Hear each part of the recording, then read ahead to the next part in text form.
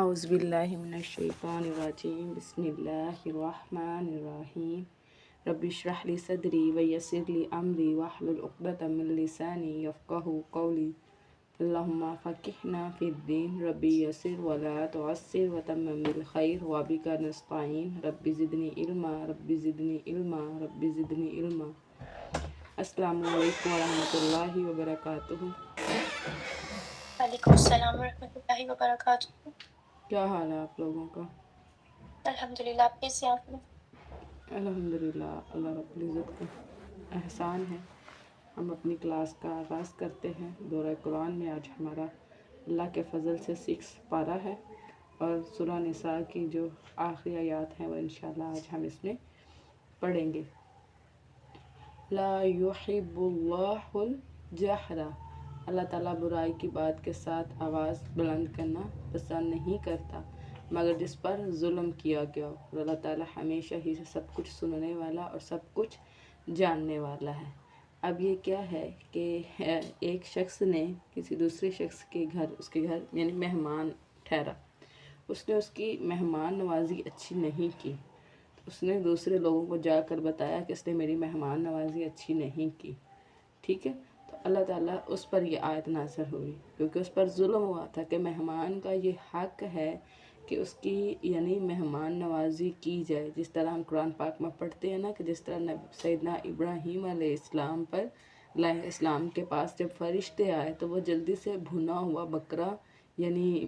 جو گوشت تھا، بھنا ہوا گوشت اس کے سامنے وہ لے آئے ان کے سامنے تاکہ وہ کھا سکے، ٹھیک ہے؟ تو یعنی اب یہ اس کا حق تھا، لیکن چونکہ حق کا دانی ہوا ان پر ظلم ہوا، اس نے اس آواز کو بلند کیا۔ تو اللہ تعالیٰ فرمایا کہ اللہ تعالیٰ برائی کی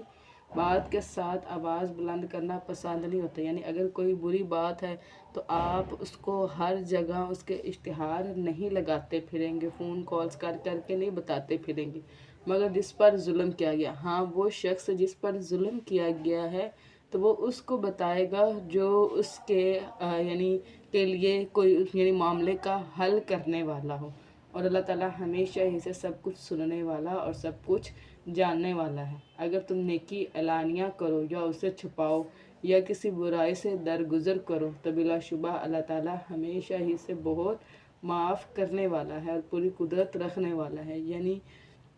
برائیوں کو سے دور رہنا چاہیے اور ان سے درگزر کرنا چاہیے، ٹھیک ہے؟ یعنی ہر ایک باریکی کی چیز کو نہیں پکڑ لینا چاہیے۔ یقیناً جو لوگ اللہ تعالیٰ اور اس کے رسولوں کے ساتھ کفر کرتے ہیں اور وہ ارادہ رکھتے ہیں کہ اللہ تعالیٰ اور اس کے رسولوں کے درمیان فرق کرے، اور وہ کہتے ہیں کہ ہم کسی پر ایمان نہیں لاتے اور کسی کا کفر کرتے ہیں، اور کسی پر ایمان لاتے ہیں اور کسی کا کفر کرتے ہیں، یعنی جیسے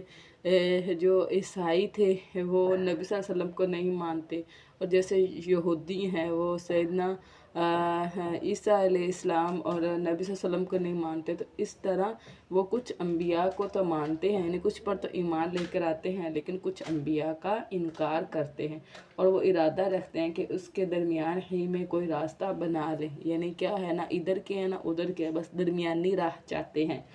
یہی لوگ حقیقی کافر ہیں، اور ہم نے کافروں کے لیے ذلیل کرنے والا عذاب تیار کر رکھا ہے۔ اور جو لوگ اللہ تعالیٰ پر اور اس کے رسولوں پر ایمان لائے اور انہوں نے ان میں سے کسی ایک کے درمیان فرق نہ کیا، یعنی اس سے مراد امت محمدی ہے جو تمام رسولوں پر جو ہے ایمان لے کے آئی اور کسی ایک میں بھی فرق نہیں کرتی، جیسے نبی صلی اللہ علیہ وسلم نے فرمایا کہ مجھے یونس بن متی سے جو ہے وہ یعنی مجھے افضل نہ سمجھا جائے، ٹھیک ہے؟ یہی لوگ ہیں، انہیں جلد ہی اللہ تعالیٰ ان کے اجر سے نوازے گا، اور اللہ تعالیٰ ہمیشہ ہی سے بے حد بخشنے والا نہایت رحم والا ہے۔ یسألوک اہل الکتاب، اہل کتاب آپ سے سوال کرتے ہیں کہ آپ ان پر آسمان سے کوئی کتاب اتار لائیں، سو وہ یقیناً موسیٰ سے اس سے زیادہ بڑا سوال کر چکے ہیں۔ اب یہ کیا تھا کہ اہل کتاب یعنی یہودیوں کے جو علماء تھے وہ نبی صلی اللہ علیہ وسلم کے پاس آئے اور نبی صلی اللہ علیہ وسلم سے فرمانے لگے کہ سیدنا موسیٰ علیہ السلام ہمارے لیے جو ہے وہ الواح یعنی تختیاں لے کر آئے تھے، تو آپ بھی اس طرح کی الواح ہمیں لا دے تو ہم آپ پر ایمان لے آئیں گے۔ اس پر یہ آیت تبریک اللہ تعالیٰ فرما رہا ہے کہ موسیٰ سے تو اس سے بھی زیادہ بڑا سوال کاٹ چکے، چنانچہ انہوں نے کہا کہ ہم اللہ تعالیٰ کو بالکل سامنے دکھا دو، تو ان کے ظلم کی وجہ سے انہیں بجلی کی کڑک نے پکڑ لیا، پھر انہوں نے بچڑے کو معبود بنا لیا۔ اس کے بعد کہ ان کے پاس واضح نشانیاں آ چکی تھی تو ہم نے اس سے درگزر کیا اور ہم نے موسیٰ کو واضح غلبہ دیا، اور ہم نے ان سے پختہ عہد لینے کی وجہ سے ان پر پہاڑ کو اٹھایا۔ یہ سارے واقعات ہم سورہ بقرہ میں جو ہیں وہ پڑھ چکے ہوئے ہیں کہ کس طرح جو کوہ طور پہاڑ تھا، اللہ رب العزت نے فرشتوں کے ذریعے اس کو زمین سے اٹھا کر ان کے اوپر ایسے معلق کر دیا تھا جیسے بادل انسان کے اوپر ہوتے ہیں، اور ہم نے ان سے کہا کہ دروازے میں سجدہ کرتے ہوئے داخل ہو جاؤ، جب بستی میں انہوں نے داخل ہونا تھا، اور ہم نے ان سے کہا تھا کہ ہفتے کے دن میں تم زیادتی نہ کریں۔ اللہ رب العزت ان کی ساری نافرمانیاں جو ہے وہ یہاں پر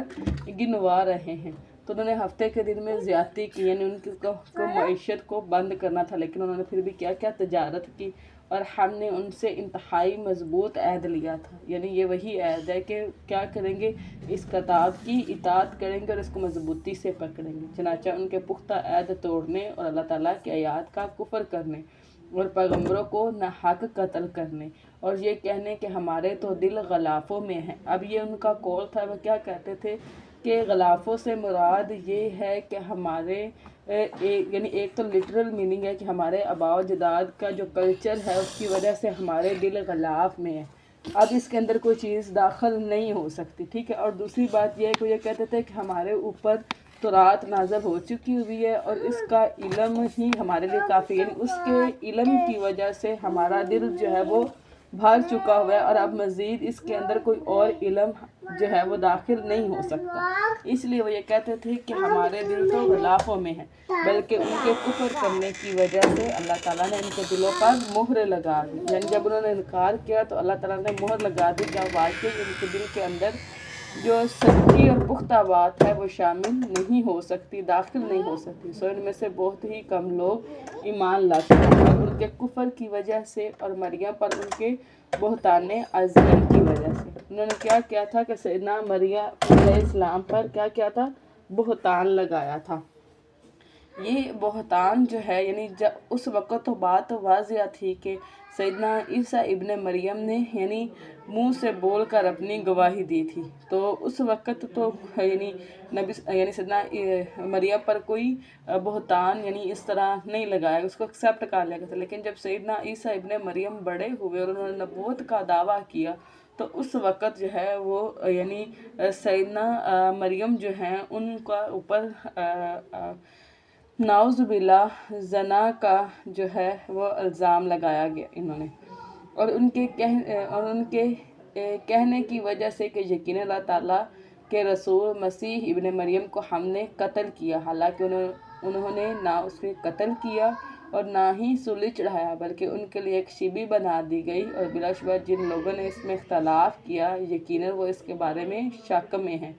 انہیں اس کے بارے میں گمان کا پیچھے کرنے کے سوا کوئی علم نہیں، اور انہوں نے یقیناً اسے قتل نہیں کیا۔ اللہ رب العزت نے اس سے پہلے کہ وہ ان کو قتل کرتے، اللہ تعالیٰ نے سیدنا عیسیٰ ابن مریم کو آسمان پر جو ہے وہ اٹھا لیا تھا، اور سیدنا عیسیٰ ابن مریم جو ہے وہ قیامت کی نشانیوں میں سے ایک نشانی ہے کہ اللہ رب العزت قیامت سے پہلے ان کو جو ہے وہ زمین پر دوبارہ جو ہے وہ اتاریں گے، بلکہ اللہ تعالیٰ نے اسے اپنی طرف اٹھا لیا، اور اللہ تعالیٰ ہمیشہ ہی سے سب پر غالب کمال حکمت والا ہے، اور اہل کتاب میں سے کوئی ایسا نہیں مگر اس کی موت سے پہلے اس پر ضرور ایمان لائے گا، اور قیامت کے دن وہ ان پر گواہ ہوگا۔ یعنی اس سے کیا مراد ہے، یہاں پر جو بات یعنی کہ اس سے پہلے اس پر ضرور ایمان لائے گا، اس سے وہی بات کی جا رہی ہے کہ قیامت سے پہلے جو ہے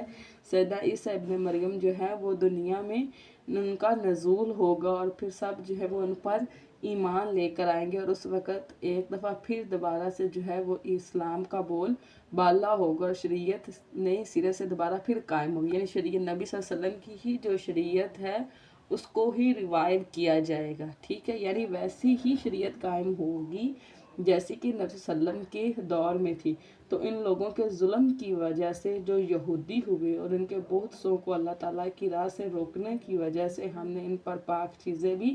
حرام کر دی جو ان کے لیے حلال کی گئی تھی۔ اب یہ ان کے اپنے گناہوں کی وجہ سے اللہ رب العزت نے وہ تمام چیزیں جو ان کے اوپر حلال تھی، جیسے کہ اونٹ کا گوشت ان کے اوپر حلال تھا، جیسے کہ بکری کی اور بھیڑ وغیرہ کی، گائے کی جو چربی تھی وہ ان کے اوپر حلال تھی، تو ان کے کیا کرنے کی وجہ سے اللہ تعالیٰ کے راستے میں روکنے کی وجہ سے سزا کے طور پر وہ چیزیں ان کے اوپر سے حلال بھی حرام ہو گئی تھی، اور ان کے سود لینے کی وجہ سے، اور ابھی بھی ان کا سودی نظام ہے، اور اس وقت بھی کیا کرتے تھے، بہت زیادہ قرضے جو ہے وہ سود پر لیا کرتے تھے، حالانکہ یقیناً انہیں اس سے منع کیا گیا تھا، یعنی انہیں ان کی کتاب میں بھی سود سے منع کیا گیا تھا۔ آپ یہ یاد رکھیں کہ جو تورات اور انجیل ہے، یعنی آسمانی کتابیں، یہ دونوں یہ مختلف نہیں ہیں قرآن سے، یعنی یہ آپ سمجھ لیں کہ یعنی یہ دونوں بکس مختصر ہیں، اور قرآن پاک جو ہے وہ ایک جامعہ ہے، یعنی کسی مختصر فارم کا ایک جامعہ کانٹیکسٹ ہونا، ٹھیک ہے، اور ان کے لوگوں کے مال کو باطل طریقے سے کھانے کی وجہ سے، اور ہم نے ان میں سے کافروں کے لیے دردناک عذاب تیار کر رکھا ہے، لیکن ان میں سے جو علم میں پختہ کار اور ایمان والے ہیں وہ اس پر بھی ایمان لاتے ہیں جو آپ کی طرف نازل کیا گیا۔ اس سے مراد قرآن پاک ہے، اور یہ جو بات کی جا رہی ہے یہ ان لوگوں کی بات کی جا رہی ہے جو یہودی تھے، اور جب اسلام آیا تو مسلمان ہو گئے، جیسے سیدنا عبداللہ بن سلام وغیرہ تھے، اور جو آپ سے پہلے نازل کیا گیا، اور وہ نماز قائم کرنے والے اور زکوٰۃ ادا کرنے والے اور اللہ تعالیٰ اور آخرت کے دن پر وہ ایمان لانے والے ہیں، یہی لوگ ہیں، انہیں جلد ہی ہم ان کا اجر عظیم دیں گے۔ اِنَّا أَوْحَيْنَا إِلَيْكَ كَمَا أَوْحَيْنَا إِلَى نُوحٍ، اور ہم نے آپ کی طرف بھی بلا شبہ ایسے ہی وحی کی جیسے ہم نے نوح اور اس کے بعد کے نبیوں کی طرف کی تھی، یعنی سیدنا نوح علیہ السلام کے بعد جتنے بھی نبی آئے ان کی طرف جیسے اللہ نے وحی کی، ویسے ہی نبی صلی اللہ علیہ وسلم کی طرف بھی اللہ نے وحی کی، اور ہم نے ابراہیم اور اسماعیل اور اسحاق اور یعقوب اور اولاد یعقوب اور عیسیٰ اور ایوب اور یونس اور ہارون اور سلیمان کی طرف وحی کی تھی، یہ تمام اللہ رب العزت کے انبیاء ہیں، اور ہم نے داؤد کو زبور عطا کی، اور وہ رسول جن کے حالات یقیناً ہم پہلے ہی آپ پر بیان کر چکے ہوئے ہیں، اور وہ رسول بھی جن کے حالات ہم نے آپ پر بیان نہیں کیے، یعنی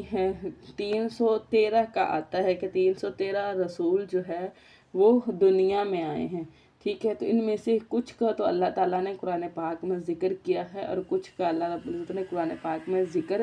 نہیں کیا، ٹھیک ہے، تو ان کے بارے میں ہے۔ اور موسیٰ سے اللہ تعالیٰ نے کلام کیا، یعنی اللہ رب العزت نے کوہ طور پر جو سیدنا موسیٰ علیہ السلام سے کلام کیا، خود کلام کریں، یعنی اللہ رب العزت نے خود سیدنا موسیٰ علیہ السلام سے کلام کیا۔ وہ رسول خوشخبری دینے والے اور ڈرانے والے تھے، تاکہ لوگوں کے لیے رسول کے بعد اللہ تعالیٰ پر کوئی حجت نہ رہے۔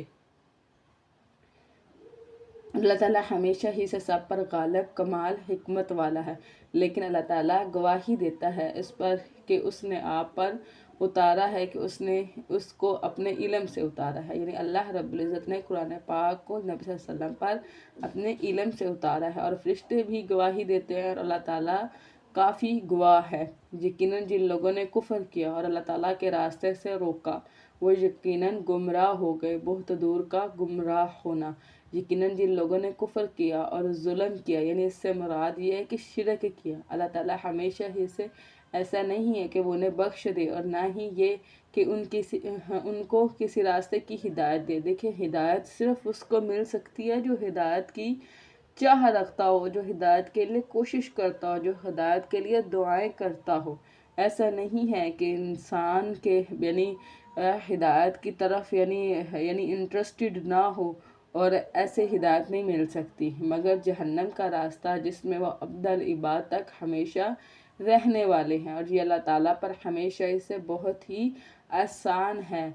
اے لوگو، یقیناً رسول تمہارے پاس تمہارے رب کی جانب سے حق لے کر آئے ہیں، اس سے مراد قرآن پاک ہے، اور شریعت محمدی ہے، چنانچہ تم ایمان لے آؤ، تمہارے لیے یہی بہتر ہوگا، یعنی اللہ پر اور اس کے رسولوں پر اور انبیاء پر۔ اور یہاں پر جو خاص بات بتائی جا رہی ہے، اس سے مراد نبی اور قرآن پاک ہے۔ اور اگر تم کفر کرو گے، یعنی نبی کا کفر کرو گے، تو بلا شبہ اللہ تعالیٰ ہی کا ہے جو بھی آسمانوں میں ہے اور جو زمین میں ہے، اور اللہ تعالیٰ ہمیشہ ہی سے سب کچھ جاننے والا، کمال حکمت والا ہے۔ اے اہل کتاب، اپنے دین میں حد سے نہ گزرو اور اللہ تعالیٰ پر حق کے علاوہ کچھ نہ کہو۔ یقیناً مسیح عیسیٰ ابن مریم اللہ تعالیٰ کا رسول اور اس کا کلمہ ہے جو اس نے مریم کی طرف القاء کیا ہے۔ یعنی یہاں پر جو روح من اللہ ہی کا جو لفظ ہے نا، انہوں نے روح اللہ لے لیا، اس لیے وہ یہ بات کہتے ہیں کہ یعنی اللہ کی جو روح ہے وہ سیدہ جو مریم ہیں ان کے اندر آئی ہے اور پھر انسانی شکل اختیار کی گئی۔ جب اس طرح نبوت کا دعویٰ کیا گیا اور سیدنا عیسیٰ ابن مریم جو ہے وہ نبی، اور پھر ان کا یعنی پوری ان کا لائف اور اس کے بعد ان کا اٹھا لے جانے کے بعد بھی ان کے جو حواری تھے یعنی نیکوکار، ایک عرصہ تک وہ توحید پر ہی رہے، ٹھیک ہے۔ اس کے بعد یعنی کچھ عرصہ ہی پہلے جو ہے وہ یہ تثلیث کا اور اس طرح کے جو کنسیپٹ ہیں وہ ان کے ڈیفرنٹ یعنی فرقوں کے اندر رائج ہونے لگے، جیسے کہ ہمارے فرقے ہوتے ہیں ایسے ہی ان کے بھی فرقے ہیں، تو وہ ان کے اندر رائج ہونے لگے، اور ایسے ہی کلمات اللہ سے بھی انہوں نے یہی بات جو ہے وہ اخذ کی ہے، ٹھیک ہے۔ فآمنوا، چنانچہ تم ایمان لے آؤ، باللہ، ساتھ اللہ تعالیٰ پر، و رسولہ، اور اس کے رسول پر، چنانچہ اللہ تعالیٰ اور اس کے رسولوں پر ایمان لے آؤ، اور مت کہو کہ تین ہیں، یعنی وہ کیا کہتے ہیں کہ اللہ رب العزت اور سیدنا عیسیٰ ابن مریم، اور بعض میں آتا ہے روح القدس، اور بعض میں آتا ہے ان کی والدہ یعنی سیدنا مریم جو ہیں، یہ تین ہیں، تم باز آ جاؤ، یہی تمہارے لیے بہتر ہے۔ یقیناً اللہ تعالیٰ صرف ایک معبود ہے، وہ پاک ہے کہ اس کی کوئی اولاد ہو۔ جب سرے سے اللہ تعالیٰ کو کسی یعنی بیوی کی ضرورت نہیں تو پھر اولاد کہاں سے؟ اور جو بھی آسمانوں میں ہے اور جو بھی زمین میں ہے، اللہ تعالیٰ ہی وکیل کافی ہے۔ یعنی اولاد جو ہے وہ ایک وجہ اس سے بھی انسان پیدا کرتا ہے کہ وہ اس کا سہارا بنے گی، ٹھیک ہے۔ تو لیکن اللہ تعالیٰ فرما رہے ہیں کہ اللہ تعالیٰ کی ذات میں تو کوئی اس طرح کی کمی ہے ہی نہیں۔ اللہ رب العزت تو پہلے ہی ساری کائنات کا مالک ہے، تو وہ کیوں اس طرح کی کوئی یعنی وہ کیوں سہارے ڈھونڈے گا؟ یہ انسان ہے جو سہارے ڈھونڈتے ہیں۔ مسیح اس بات میں تنکیف المسیح، مسیح اس بات میں ہرگز آر نہیں رکھے گا کہ وہ اللہ تعالیٰ کا بندہ ہو، یعنی سیدنا عیسیٰ ابن مریم جو ہے ان کو اس بات میں آر محسوس نہیں ہے کہ وہ اللہ کے بندے، کیونکہ وہ ہیں ہی اللہ کے بندے، اور نہ ہی مقرب فرشتے، کیونکہ مقرب فرشتوں کو بھی یہ کیا کہتے تھے کہ وہ اللہ کی بیٹیاں ہیں، اور جو اس کی عبادت سے آر رکھے اور تکبر کرے تو ان قریب اللہ تعالیٰ سب کو اپنے پاس جمع کرے گا۔ پس وہ جو لوگ ایمان لائے ہیں اور جنہوں نے نیکیاں کی تو اللہ تعالیٰ ان کا پورا اجر انہیں دے گا اور اپنے فضل سے انہیں مزید بھی عطا کرے گا۔ اور رہے وہ لوگ جنہوں نے آر سمجھا، یعنی اللہ تعالیٰ کی عبادت سے آر محسوس کی اور تکبر کیا۔ یاد رکھیں شیطان کا پہلا گناہ کیا تھا؟ یعنی پہلا گناہ ہی تکبر کا تھا، ٹھیک ہے۔ تو وہ انہیں دردناک عذاب دے گا، اور وہ اللہ تعالیٰ کے سوا اپنے لیے کوئی دوست نہ پائے گا اور نہ ہی کوئی مددگار۔ اے لوگو، تمہارے پاس تمہارے رب کی جانب سے ایک واضح دلیل آئی ہے، اور ہم نے تمہاری جانب ایک واضح نور اتارا ہے۔ اس سے مراد قرآن پاک ہے اور نبی، یعنی قرآن پاک ہے جو نور ہے، ٹھیک ہے، اور دلیل ہے۔ چنانچہ جو لوگ اللہ تعالیٰ پر ایمان لائے اور انہوں نے اللہ تعالیٰ کے دین کو مضبوطی سے تھام لیا تو ان قریب وہ انہیں اپنی رحمت اور فضل میں داخل کرے گا اور انہیں اپنی طرف سیدھے راستے کی ہدایت دے گا۔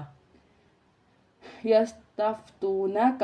وہ آپ سے فتویٰ پوچھتے ہیں، آپ کہہ دیں اللہ تعالیٰ تمہیں کلالہ کے بارے میں فتویٰ دیتا ہے۔ یعنی کلالہ جو ہوتا ہے نا، وہ ایسا شخص ہے جو فوت ہو اور اس کے کوئی بچے یا ماں باپ یا یعنی نہ تو پیچھے کے رشتہ داروں میں کوئی ہو، یعنی جیسے یعنی وارث میں سے جیسے کہ باپ اور یا پردادا، ٹھیک ہے، اور اسی طرح نہ ہی آگے کوئی اولاد ہو یا پوتا پوتی ہو، ٹھیک ہے۔ تو یہ نبی کے ایک صحابی تھے جنہوں نے آ کر نبی صلی اللہ علیہ وسلم سے یہ مسئلہ پوچھا تھا، ٹھیک ہے۔ تو اللہ تعالیٰ نے اس پر یہ آیت اتاری، اگر کوئی شخص فوت ہو کہ اس کی کوئی اولاد نہ ہو اور اس کی ایک ہی بہن ہو، یعنی نہ تو اب پیچھے پیرنٹس ہے نہ ہی آف سپرنگ ہے، لیکن اس کی ایک بہن ہے، تو اس بہن کا اس کے ترکے میں آدھا حصہ ہے، یعنی اس کا کیا ہے، آدھا حصہ ہوگا، اور وہ بھائی اس بہن کا وارث ہوگا، یعنی وہ بھائی جو ہے اب وہ اس بہن کا وارث ہے۔ اگر اس بہن کی اولاد نہ ہو، چنانچہ وارث اگر 2 بہنیں ہوں، یعنی اب اگر یعنی مرنے والے کی جو یعنی بہنیں ہیں وہ 2 ہو جائے، تو ان دونوں کا ترکے میں 2/3 حصہ ہے، اور اگر مرد عورت کئی بہن بھائی ہوں، یعنی بہن بھائیوں کی تعداد زیادہ ہو، تو ہر مرد کا حصہ 2 عورتوں کے برابر ہوگا۔ اللہ تعالیٰ تمہارے لیے کھول کر بیان کرتا ہے کہ تم گمراہ نہ ہو جاؤ، اور اللہ تعالیٰ ہر چیز کو خوب جاننے والا ہے۔ الحمدللہ، اللہ کے فضل سے ہماری ہی سورہ نساء جو ہے وہ مکمل ہوئی، اور ہم سورہ مائدہ کا آغاز کرتے ہیں۔ سورہ مائدہ جو ہے اس میں ایک خاص قسم کے دسترخوان کا جو ہے وہ ذکر کیا گیا کھانے کا، تو اس لیے اس کا نام مائدہ ہے۔ سورہ مائدہ جو ہے وہ مدنی ہے، اور اس میں 120 آیات اور 16 رکوع ہیں۔ بسم اللہ الرحمن الرحیم، یا ایہا الذین آمنوا، اے لوگو جو ایمان لائے ہو، معاہدوں کو پورا کرو، تمہارے لیے مویشی جانور حلال کر دی گئی، یعنی پہلی بات جو کی جا رہی ہے کہ اگر جو عہد ہے اس کو پورا کیا جائے۔ نبی صلی اللہ علیہ وسلم کی حدیث ہے کہ تم سے عہد کے بارے میں بھی سوال ہوگا، یعنی قیامت والے دن آپ سے عہد کے بارے میں پوچھا جائے گا۔ اور مویشی جانور حلال کر دیے گئے سوائے ان کے جو تم پر پڑھے جائیں گے۔ اب اللہ تعالیٰ فرما رہے ہیں کہ باقی سارے حلال ہیں سوائے ان کے جن کی لسٹ دی جا رہی ہے۔ وہ کیا لسٹ ہے؟ اس حال میں کہ شکار کو حلال سمجھنے والے نہ ہوں، جبکہ تم حالت حرام، یعنی حالت حرام میں جو ہے وہ آپ شکار نہیں کر سکتے، ٹھیک ہے۔ شکار اس جانور کا کیا جاتا ہے جو جنگلی ہو۔ گھر کے جو پالتو جانور ہیں جیسے مرغی ہے یا بکری ہے، یہ پالتو ہیں، گائیں ہیں، یہ پالتو ہے، لیکن یہ کس پر اطلاق ہو رہا ہے؟ جو جنگلی جانور ہو، جیسے جنگلی گدھا وغیرہ یا وہ والے، تو ان کا شکار آپ جو ہے وہ حالت حرام میں نہیں کر سکتے۔ بلا شبہ اللہ تعالیٰ جو چاہتا ہے وہ فیصلہ کرتا ہے، یہ اللہ کا فیصلہ ہے، اور یعنی اس میں سمندری جو جانور ہے وہ اس میں شامل نہیں ہے، یہ خشکی کے جانور اس میں شامل ہیں۔ اے لوگوں جو ایمان لائے ہو، اللہ تعالیٰ کی نشانیوں کی بے حرمتی نہ کرو،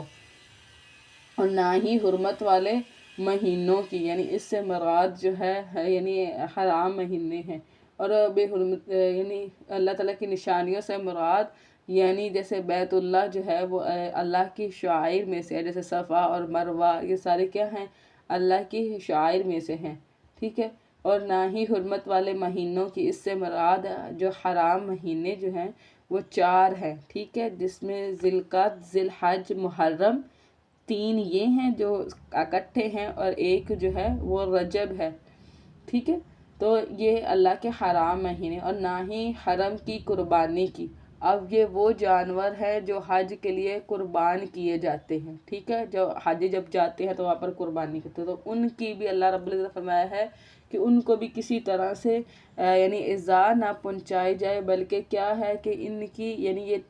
یہ احترام کی چیزیں ہیں، اور ان کا احترام کرنا ہے، اور نہ ہی پٹا ڈالے گئے جانوروں کی، یعنی اس سے مراد وہ جانور ہیں جو ہم اپنے گھروں میں ذبح کرتے ہیں کہ عید والے دن ان کو ذبح کیا جائے گا، ٹھیک ہے۔ اور نہ ہی حرمت والے گھر جانے کا ارادہ کرنے والوں کی، اس سے مراد وہ حاجی ہیں جنہوں نے ارادہ کیا ہے یا احرام باندھ لیا ہے اللہ رب العزت کے گھر کا حج کے لیے، تو ان کا احترام بھی لازم ہے، جو اپنے رب کا فضل اور رضامندی تلاش کرتے ہیں، یعنی اس سے کیا ہے کہ آپ کو اللہ کا فضل ملے گا۔ اور جب تم احرام کھول دو تو شکار کرو، اور کسی قوم کی دشمنی کہ اس نے تمہیں مسجد حرام سے روکا تھا، تمہیں ہرگز اس بات کا مجرم نہ بنا دے کہ تم حد سے بڑھ جاؤ۔ اب یہ وہ بات کی جا رہی ہے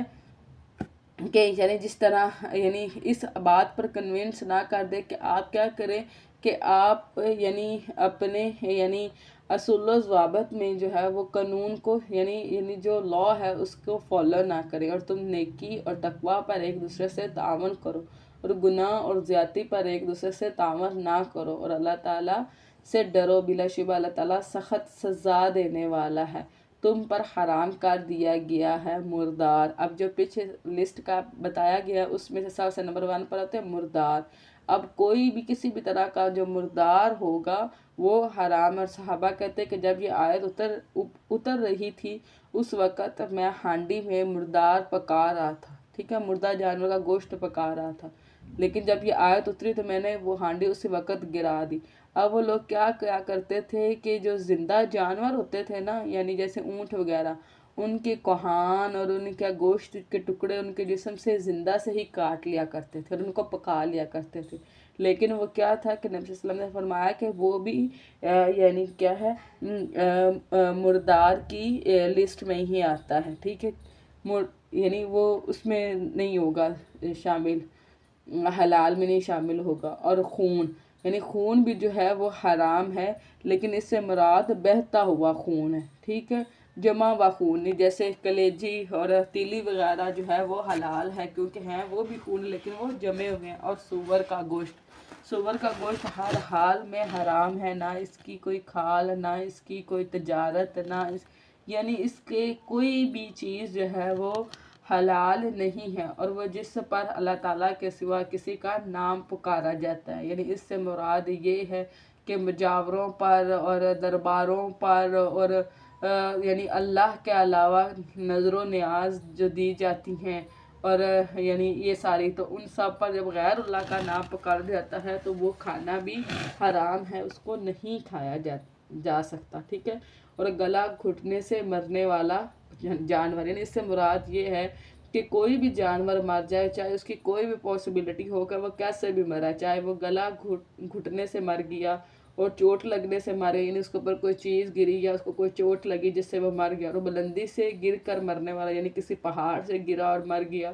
یا سینگ لگنے سے مرنے والا، یعنی کسی ایک جانور دوسرے کو سینگ لگایا اور اس سے وہ مر گیا، اور جسے درندے نے کھایا ہو مگر جسے تم نے ذبح کیا ہو، یعنی کسی درندے نے کھایا اور اس طرح وہ مردہ ہو گیا، اس کو پھاڑ ڈالا، مگر جسے تم نے ذبح کیا ہو، اور جو کسی آستانے پر ذبح کیا گیا ہو، یعنی اب یہ بالکل واضح ہے کہ جو کسی بھی آستانے کے اوپر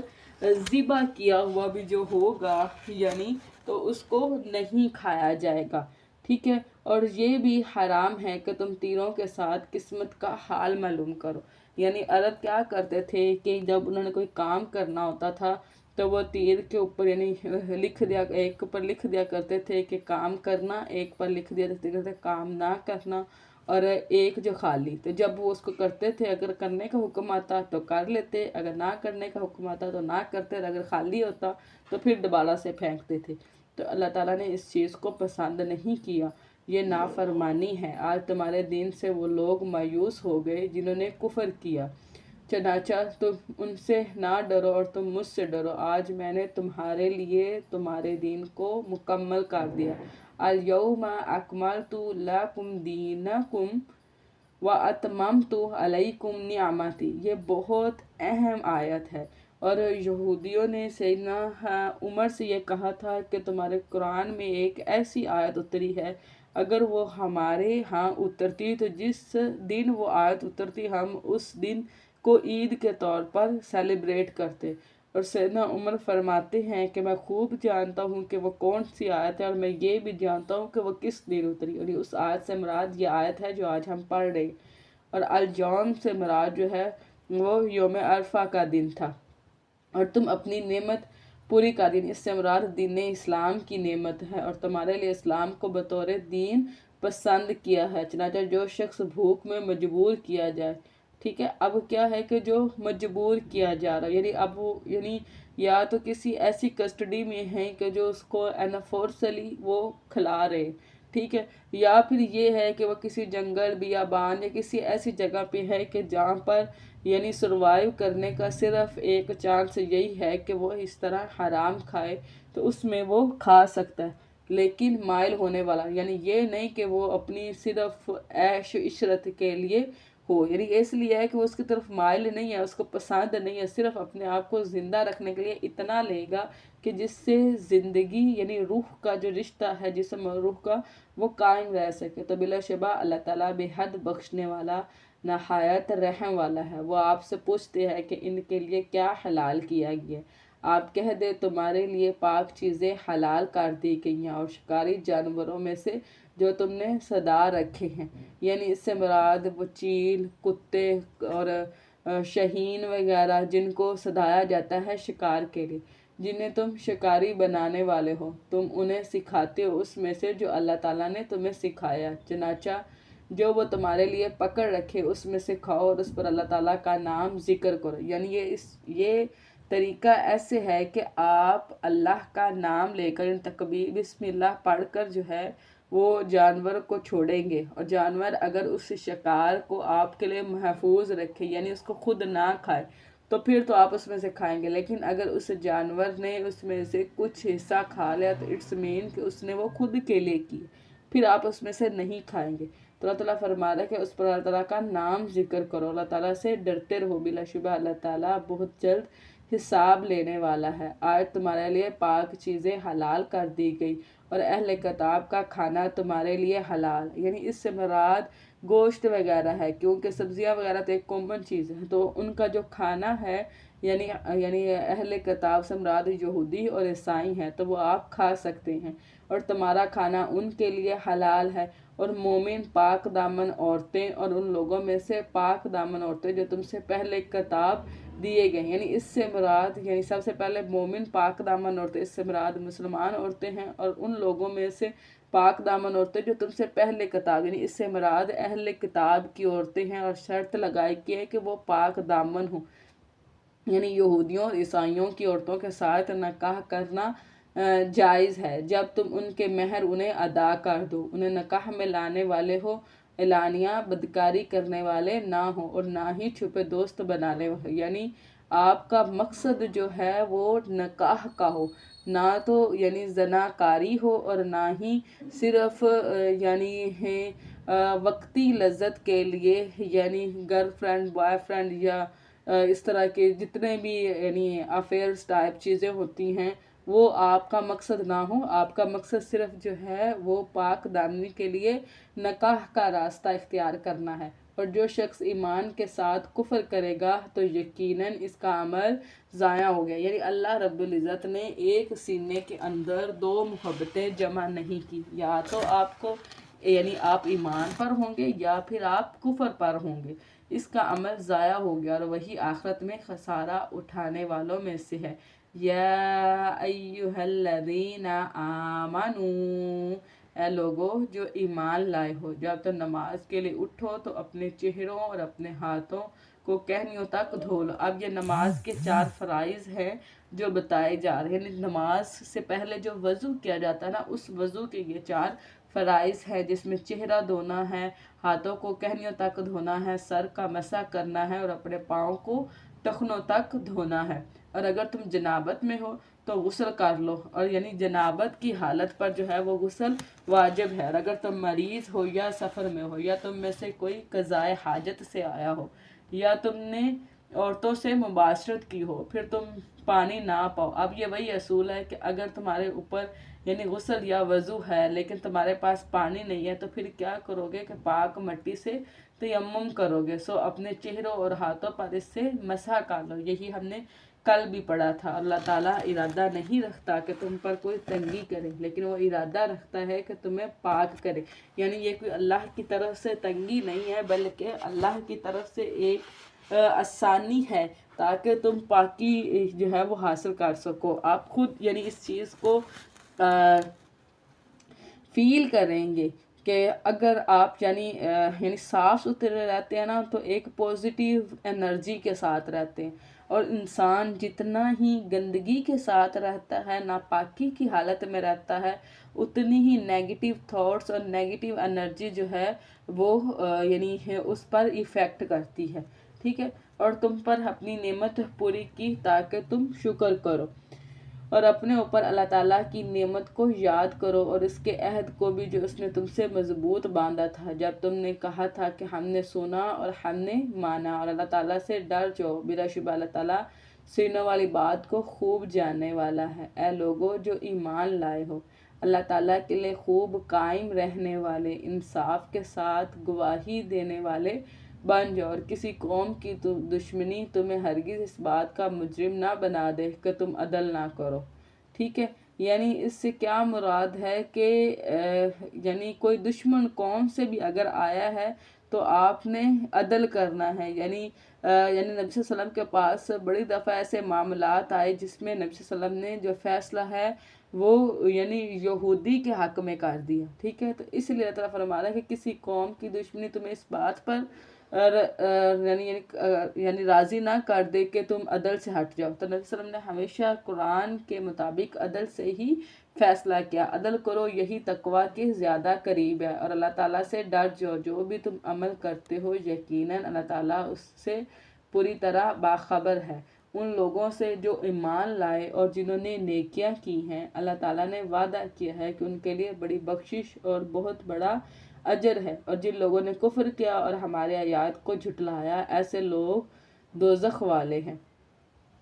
اے لوگوں جو ایمان لائے ہو، اپنے اوپر اللہ تعالیٰ کی نعمت کو یاد کرو جب کچھ لوگوں نے ارادہ کیا تھا کہ وہ تمہاری طرف اپنے ہاتھ بڑھائیں، چنانچہ اللہ تعالیٰ نے ان کے ہاتھوں کو تم سے روک دیا تھا۔ اب یہ کیا تھے کہ یہ یہودی تھے، یعنی غزوہ احد کے بعد وہ یہ چاہتے تھے کہ یعنی مسلمانوں کے اوپر یعنی اب بالکل، کیونکہ ان کو نبی صلی اللہ علیہ وسلم کو یعنی غزوہ احد میں اس طرح شکست ہوئی تھی، تو اب وہ چاہتے تھے کہ ایک ہی دفعہ سب مل کر یعنی مسلمانوں پر حملہ کیا جائے اور اس کام کو ہی ختم کر دیا جائے۔ اس لیے جو یہودی تھے وہ جا کر مشرکین مکہ جو تھے ان کے پاس جا رہے تھے کہ مسلمانوں پر یعنی حملہ کیا جائے، چنانچہ اللہ تعالیٰ نے ان کے ہاتھوں کو تم سے روک دیا، اور اللہ تعالیٰ سے ڈر جاؤ، پس لازم ہے کہ مومن اللہ تعالیٰ پر ہی توکل کرے۔ وَلَقَدْ أَخَذَ اللَّهُ مِيثَاقَ بَنِي إِسْرَائِيلَ، اور بلا شبہ یقیناً اللہ تعالیٰ نے بنی اسرائیل سے پختہ عہد لیا، اور ہم نے ان میں سے 12 کو سردار مقرر کیا، یعنی اللہ کے حکم سے سیدنا موسیٰ علیہ السلام کو کہا گیا کہ آپ لیڈر مقرر کریں۔ تو کیونکہ یعنی 12 قبیلے تھے تو ہر قبیلے سے ایک سردار کو لیا گیا، یعنی ایک لیڈر لیا گیا، اور اللہ تعالیٰ نے کہا کہ میں بلا شبہ تمہارے ساتھ ہوں، اگر تم نے نماز قائم کی اور زکوٰۃ ادا کی اور میرے رسولوں پر ایمان لائے اور ان کو قوت دی اور اللہ تعالیٰ کو قرض حسنہ دیا، تو میں ضرور بضرور تمہارے گناہ تم سے دور کر دوں گا، اور تمہیں ضرور بضرور میں جنت میں داخل کروں گا جن کے نیچے سے نہریں بہتی ہیں۔ چنانچہ اس کے بعد بھی تم میں سے جس نے کفر کیا تو یقیناً وہ سیدھی راہ سے بھٹک گیا۔ یعنی ہوا یہ کہ سیدنا جب یعنی مصر سے آئے تھے، اس کے بعد ان کے اوپر جو ہے وہ جہاد فرض کر دیا گیا۔ جہاد جو تھا وہ اس لیے تھا کہ وہ بیت المقدس جو ہے اس بستی کی طرف جانا تھا، ٹھیک ہے۔ اب یعنی سیدنا موسیٰ علیہ السلام کو حکم آیا کہ 12 لیڈرز کو جو ہے وہ سلیکٹ کیا جائے، ان کو یعنی بیت المقدس کی طرف بھیجا جائے تاکہ وہ وہاں سے اپ ڈیٹ لے کے آئے کہ وہ کس طرح کے لوگ وہاں پہ جو ہے وہ رہتے ہیں، ٹھیک ہے۔ تو آگے ہم پڑھتے ہیں، چنانچہ ان کے اپنا معاہدہ توڑنے کی وجہ سے ہم نے ان پر لعنت کی، اور ہم نے ان کے دلوں کو سخت کر دیا کہ وہ کلام کو اس کی جگہ سے بدل دیتے ہیں، اور جو نصیحت انہیں کی گئی تھی اس کے ایک حصے کو وہ بھلا بیٹھے ہیں، اور ان میں سے تھوڑے لوگوں کے سوا آپ ہمیشہ ان کی کسی نہ کسی خیانت سے آگاہ ہوتے رہیں گے۔ اب یہ ان کے کارنامے ہیں گناہوں کی جن کے اللہ رب العزت جو ہے وہ لسٹ دے رہے ہیں کہ کیسے جو یہودی تھے یعنی ایک کے بعد ایک، ایک کے بعد ایک، ایک کے بعد ایک، یعنی انہوں نے قرآن کے ساتھ یعنی اپنی کتاب کے ساتھ کیا کیا، اپنے رسولوں کے ساتھ کیا کیا، اپنی شریعت کے ساتھ کیا کیا، اور یعنی اللہ کے احکام کے ساتھ کیا کیا، کیسے انہوں نے خیانت کی، یعنی نبی کے ساتھ بھی انہوں نے یہ یعنی وعدہ تھا اور انہوں نے توڑ دیا کہ عہد ہوا ہوا تھا، لیکن انہوں نے کیا کیا تھا کہ نبی صلی اللہ علیہ وسلم کو بلا کر نبی صلی اللہ علیہ وسلم کے اوپر چکی کا جو پارٹ ہے ایک حصہ وہ گرانا چاہتے تھے، تو نبی صلی اللہ علیہ وسلم کو پہلے ہی فرشتے نے بتا دیا تھا، چنانچہ آپ ان کو معاف کر دیں اور ان سے درگزر کریں، یقیناً اللہ تعالیٰ احسان کرنے والوں سے محبت کرتا ہے۔ یعنی اللہ تعالیٰ فرما رہے ہیں کہ انہوں نے جو بھی آپ کے ساتھ کیا، آپ ان کے ساتھ درگزری کا جو ہے وہ عمل کریں، اور ہم نے ان لوگوں سے بھی پختہ عہد لیا تھا جنہوں نے کہا کہ ہم عیسائی ہیں، پھر جو نصیحت انہیں کی گئی تھی اس کا ایک حصہ وہ بھول گئے، تو ہم نے قیامت کے دن تک ان کے درمیان بغض اور عداوت بھڑکا دی۔ یعنی عیسائی بھی اصل میں یعنی اس حصے پر نہیں تھے، یعنی ان کی کتاب میں بھی یہ ہے کہ جو سیدنا عیسیٰ ابن مریم ہے وہ اللہ کے رسول ہے، تو انہوں نے اس حصے کو ہی چھوڑ دیا ہے، ٹھیک ہے۔ اور ان قریب اللہ تعالیٰ انہیں خبر دے گا جو کچھ بھی وہ کیا کرتے تھے۔ اے اہل کتاب، یقیناً ہمارا رسول تمہارے پاس آیا ہے جو کتاب الہی میں سے بہت سی چیزیں تمہارے سامنے کھول کر بیان کرتا ہے، اس میں سے جنہیں تم چھپاتے تھے، یعنی جو باتیں تم چھپاتے ہو اللہ رب العزت کے حکم سے وہی باتیں نبی صلی اللہ علیہ وسلم کھول کر بیان کر رہے ہیں، اور بہت سی باتوں سے درگزر بھی کر جاتا ہے۔ یقیناً تمہارے پاس اللہ تعالیٰ کی طرف سے ایک روشن اور واضح کتاب آئی ہے، اس کے ذریعے اللہ تعالیٰ اس کو سلامتی کے راستے کی ہدایت دیتا ہے جو اس کی رضا کے پیچھے چلا۔ جو اللہ کی رضا کی تلاش کے لیے کوشش کرتا ہے تو اس سے ہی سلامتی کا گھر نصیب ہوتا ہے، اور وہ اپنے حکم سے انہیں اندھیروں سے نکال کر روشنی میں لاتا ہے، یعنی اس سے مراد دین اسلام کی روشنی ہے اور کفر کے اندھیرے ہیں، اور انہیں سیدھے راستے کی طرف ہدایت دیتا ہے۔ بلا شبہ ان لوگوں نے کفر کیا جنہوں نے کہا کہ یقیناً مسیح ابن مریم ہی اللہ تعالیٰ ہے۔ اب ان کے جو یعنی جس طرح ہمارے فرقے ہیں نا، اس طرح جو ہے عیسائی ان کے بھی فرقے ہیں، اور مختلف فرقوں کے مختلف کانسیپٹ ہیں، تو اللہ تعالیٰ ان میں سے فرما رہا ہے کہ وہ جنہوں نے یہ بات کی کہ جو سیدنا مسیح ابن مریم ہیں وہ اللہ تعالیٰ ہیں، یعنی وہی رب ہے، نعوذ باللہ۔ آپ کہہ دو پھر کون اللہ تعالیٰ سے کسی چیز کا اختیار رکھتا ہے؟ اگر وہ مسیح ابن مریم کو اور اس کی ماں کو اور جو بھی زمین میں ہے سب کو ہلاک کر دیں، اللہ تعالیٰ فرما رہا ہے کہ آپ اس کو یعنی رب سمجھ رہے ہیں، اور اگر اللہ کا حکم آ جائے تو سیدنا مسیح ابن مریم کو بھی اور ان کی والدہ اور پوری کائنات کو ختم کر دے۔ یعنی اگر تو یہ بات سچ ہوتی کہ سیدنا مسیح ابن مریم ہی نعوذ باللہ رب ہوتے تو پھر اللہ تعالیٰ ان کو کیسے ختم کرتا ہے؟ نہیں نہ کر سکتے تھے۔ تو اللہ تعالیٰ ان کو فرما رہے کہ اللہ تعالیٰ کے لیے یہ کچھ بھی مشکل نہیں ہے، آسمانوں اور زمین اور ان کے درمیان کی بادشاہت اللہ تعالیٰ ہی کے لیے ہے، وہ جو کچھ چاہتا ہے پیدا کرتا ہے، اللہ تعالیٰ ہر چیز پر پوری طرح قدرت رکھنے والا ہے۔ وقالت الیہود والنصارى، اور یہودیوں اور عیسائیوں نے کہا کہ ہم اللہ کے بیٹے ہیں۔ بیٹے سے یہاں مراد لٹرلی بیٹے نہیں ہیں، بلکہ بیٹوں سے مراد محبوب ہیں، کہ ہم اللہ کے چہیتے لوگ ہیں اور اس کے محبوب ہیں۔ آپ کہہ دے پھر وہ تمہارے گناہوں پر تمہیں سزا کیوں دیتے ہیں؟ اللہ رب العزت ہی دلیل پیش کر رہا ہے کہ انسان جو ہے یعنی جب انسان کا کوئی محبوب ہوتا ہے نا تو وہ اس کو تکلیف نہیں پہنچانا چاہتا، اور اسی طرح نبی صلی اللہ علیہ وسلم کی حدیث ہے کہ اللہ تعالیٰ اپنے محبوب کو سزا نہیں دے گا، یعنی جو اللہ کے محبوب لوگ ہوں گے اللہ ان کو سزا نہیں دے گا، بلکہ ان کی جو کمیاں کوتاہیاں چھوٹی یعنی صغیرہ گناہ ہیں ان کی وجہ سے انہیں دنیا میں ہی آزمائش میں ڈالا جائے گا اور آخرت میں ان کو سزا نہیں دیں گے، ٹھیک ہے۔ تو اللہ تعالیٰ فرما رہے ہیں کہ اگر تم اس بات پہ یقین رکھتے ہو کہ تم اللہ کے چہیتے ہو تو پھر یہ بتاؤ کہ اللہ تعالیٰ تمہیں سزائیں کیوں دیتا ہے؟ بلکہ تم بھی انسان ہو ان میں سے جو اس نے پیدا کیے ہیں، وہ اللہ جس کے لیے چاہتا ہے بخش دیتا ہے اور جس کو چاہتا ہے عذاب دیتا ہے۔ آسمانوں کی اور زمین کی اور ان کے درمیان کی بادشاہت اللہ تعالیٰ ہی کے لیے ہے اور اسی کی طرف لوٹ کر جانا ہے۔ اے اہل کتاب، یقیناً رسولوں کے ایک وقفے کے بعد تمہارے پاس ہمارا رسول آ گیا ہے، یعنی سیدنا عیسیٰ ابن مریم کے بعد 600 سال یا شاید 700 یا 650، یہ یعنی اس کے درمیان کے ڈیجٹس ہیں، کہ نبی صلی اللہ علیہ وسلم کی جو ہے وہ بعثت ہوئی، اور جو تمہارے لیے کھول کر بیان کرتا ہے کہ تم یہ نہ کہو کہ ہمارے پاس نہ کوئی خوشخبری دینے والا آیا اور نہ ہی کوئی ڈرانے والا، یعنی اللہ کے سامنے اس بات کی حجت پیش نہ کرو، تو یقیناً تمہارے پاس خوشخبری دینے والا اور ڈرانے والا آ گیا ہے، اور اللہ تعالیٰ ہر چیز پر پوری طرح قدرت رکھنے والا ہے۔ وَإِذْ قَالَ مُوسَىٰ لِقَوْمِهِ، اور جب موسیٰ نے اپنی قوم سے کہا، یا قومی، اے میری قوم، اپنے اوپر اللہ تعالیٰ کی نعمت کو یاد کرو جب اس نے تم میں سے انبیاء بنائے، یعنی اللہ رب العزت نے بہت سارے انبیاء جو ہم پہلے پڑھ چکے ہوئے ہیں وہ بنی اسرائیل میں سے تھے، ٹھیک ہے، جیسے سیدنا داؤد ہیں، جیسے سیدنا زکریا ہیں، جیسے یعنی سیدنا سلیمان ہے، یہ سب بنی اسرائیل میں سے، اور تمہیں بادشاہ بنایا اور تمہیں وہ کچھ دیا جو جہانوں میں سے کسی کو نہیں دیا، یعنی اللہ رب العزت نے کتاب دی، انبیاء، یعنی اپنی دور میں جو بنی اسرائیل تھے وہ سب سے یعنی فضیلت میں بہتر تھے کہ ان کے اندر انبیاء تھے، ان کے اندر آسمانی کتابیں تھیں، یہ یونیورس پر سب سے زیادہ علم والے لوگ تھے۔ اے میری قوم،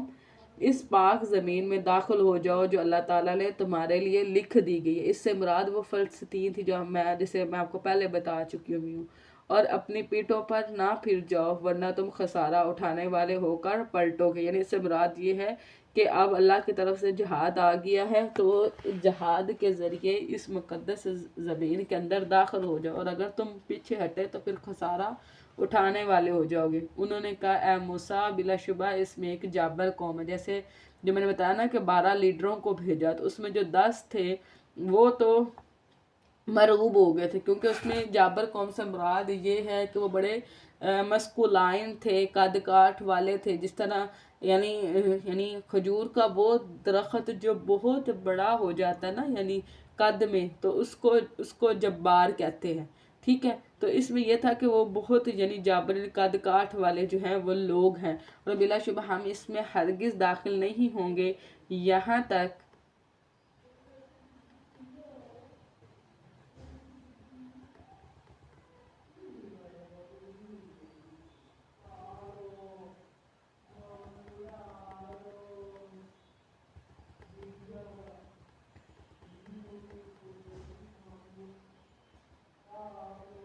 بلا شبہ ایک جابر قوم ہے، بلا شبہ اس میں ہم ہرگز داخل نہیں ہوں گے یہاں تک کہ وہ اس سے نکل جائیں، چنانچہ کہ اگر وہ خود وہاں سے نکل جائیں تو یقیناً ہم داخل ہونے والے۔ اب انہوں نے کیا کہا کہ ہم اس قوم سے جنگ نہیں کریں گے الا یہ کہ وہ لوگ خود بخود جو ہے اس جگہ کو چھوڑ کر چلے جائیں اور ہم آسانی سے اس جگہ پر جا کر بیٹھ جائیں۔ ان لوگوں میں سے 2 آدمیوں نے کہا جو اللہ تعالیٰ سے ڈرتے تھے۔ اب یہ کیا تھا کہ یہ 2 جو سردار تھے، ایک یوشع اور ایک کالب، اور سیدنا یوشع علیہ السلام کو بعد میں آئی تھنک سو نبوت بھی جو ہے وہ دی گئی تھی، ٹھیک ہے، کہ 2 آدمیوں نے کہا جو اللہ تعالیٰ سے ڈرتے تھے، جن پر اللہ تعالیٰ نے انعام کیا تھا، ان پر دروازے سے داخل ہو جاؤ، پھر جب تم اس سے داخل ہو جاؤ گے تو یقیناً تم ہی غالب ہونے والے ہوگے، اور اللہ تعالیٰ ہی پر توکل کرو اگر تم مومن ہو۔ تو انہوں نے آ کر کیا کہا کہ اللہ پر توکل کرو، ٹھیک ہے، اور جس طرح اللہ نے حکم دیا ہے داخل ہونے کا تو ان پر ویسے ہی داخل ہو جاؤ۔ انہوں نے کہا، اے موسیٰ، بے شک ہم اس وقت تک ہرگز اس میں کبھی بھی داخل نہ ہوں گے جب تک کہ وہ لوگ اس میں رہیں گے، سو تم اور تمہارا رب دونوں جا کر لڑو، یقیناً ہم تو یہاں بیٹھنے والے۔ یعنی آپ دیکھیں کہ نبی کے ساتھ کس قدر بدتمیزی سے جو ہے وہ بات کی جا رہی ہے، اور اس طرح کی یہ قوم تھی کہ نبی کے ساتھ ایسے بات کرتے تھے۔ تو جب غزوہ بدر ہونے لگا نا تو اس وقت کچھ صحابہ نے کہا کہ یا رسول اللہ، ہم آپ کے ساتھ ایسا نہیں کریں گے جیسا کہ یعنی جو سیدنا موسیٰ علیہ السلام کی قوم نے ان کے ساتھ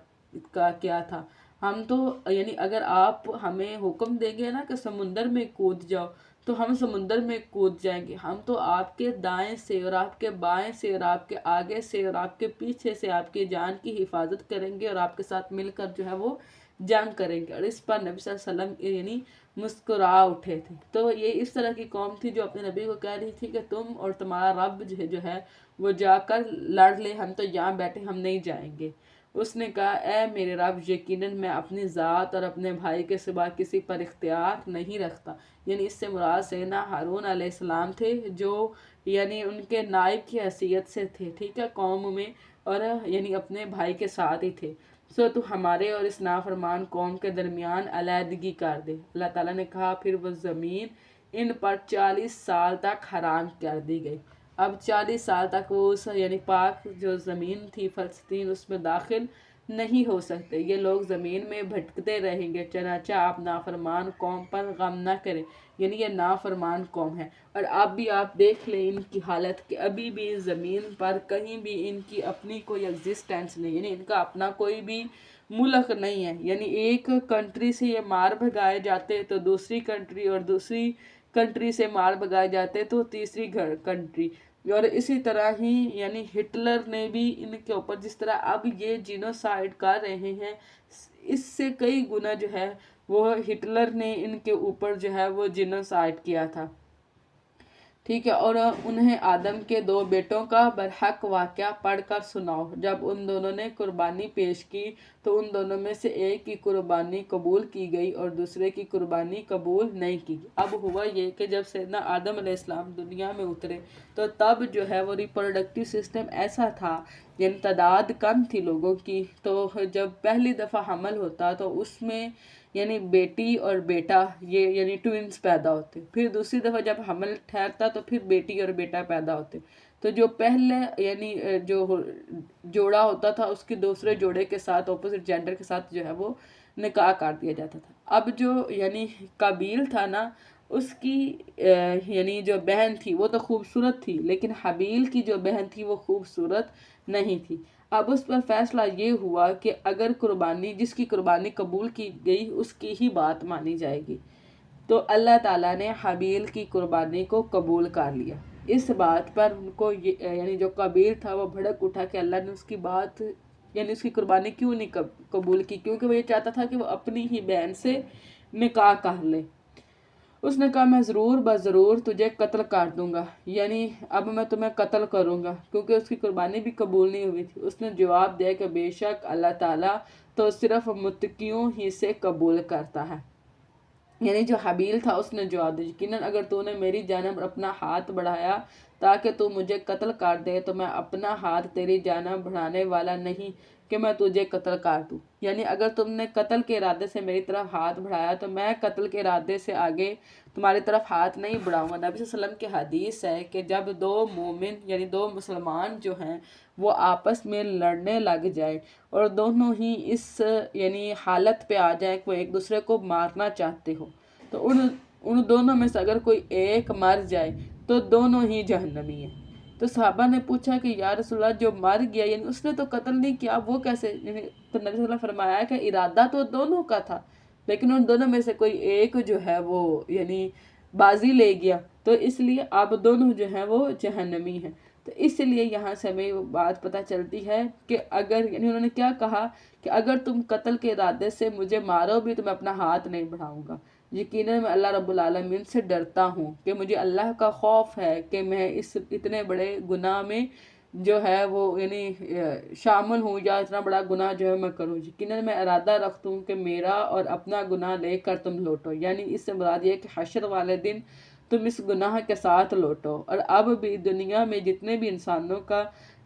قتل ہوتا ہے، چونکہ قابیل فرسٹ ون تھا تو اس لیے اس کو اس میں سے حصہ دیا جاتا ہے. تو اب یعنی کوئی بھی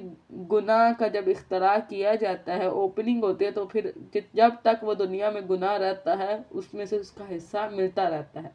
پھر تم آگ والوں میں سے ہو جاؤ اور ظالموں کی یہی جزا ہے. چنانچہ اس کے نفس نے اس کے لیے اس کے بھائی کے قتل کو پسندیدہ بنا دیا تو اس نے اسے قتل کر ڈالا. چنانچہ وہ خسارہ اٹھانے والوں میں سے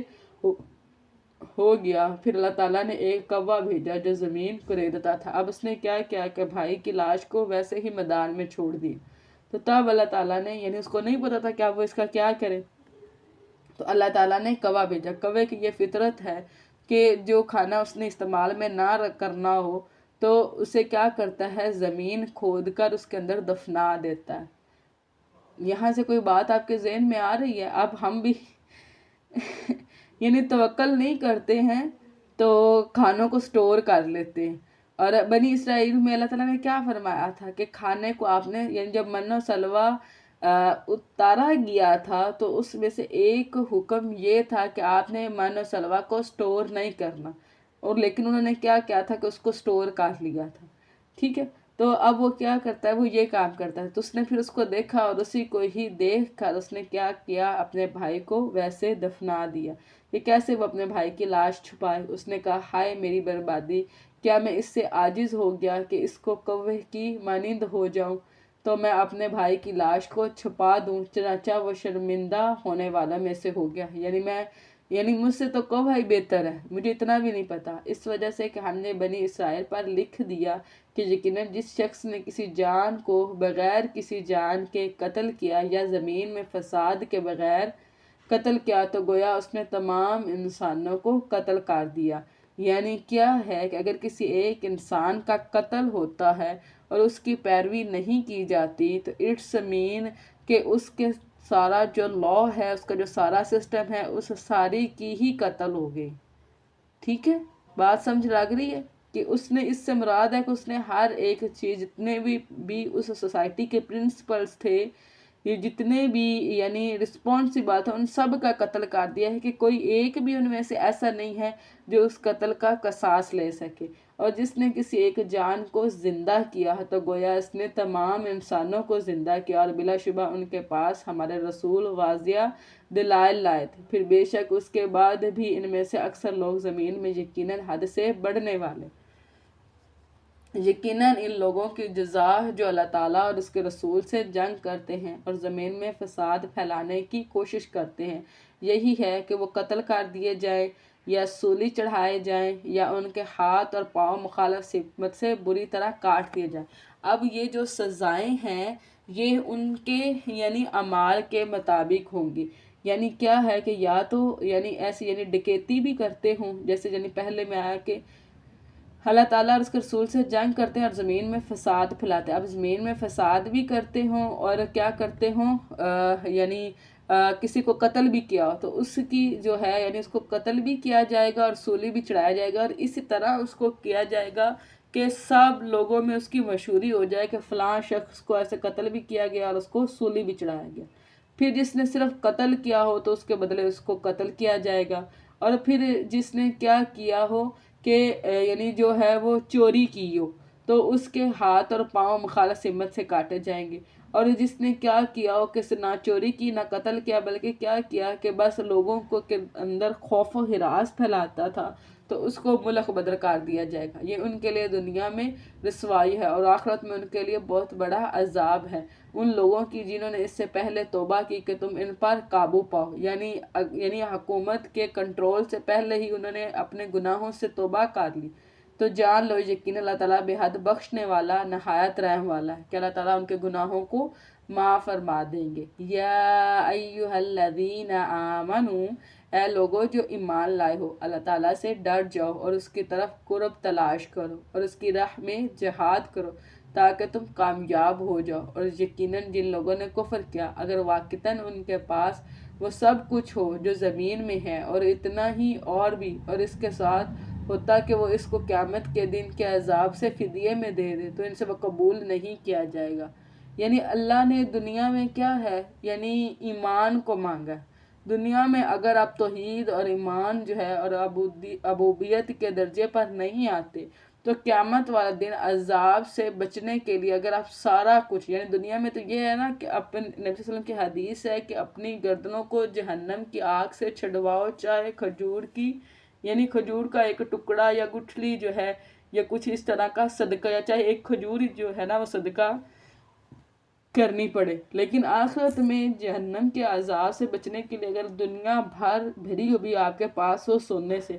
وہ بھی اگر آپ اللہ کی راہ میں دے دو گے نا تو اللہ اس کو قبول نہیں کرے گا اور ان کے لیے دردناک عذاب ہے۔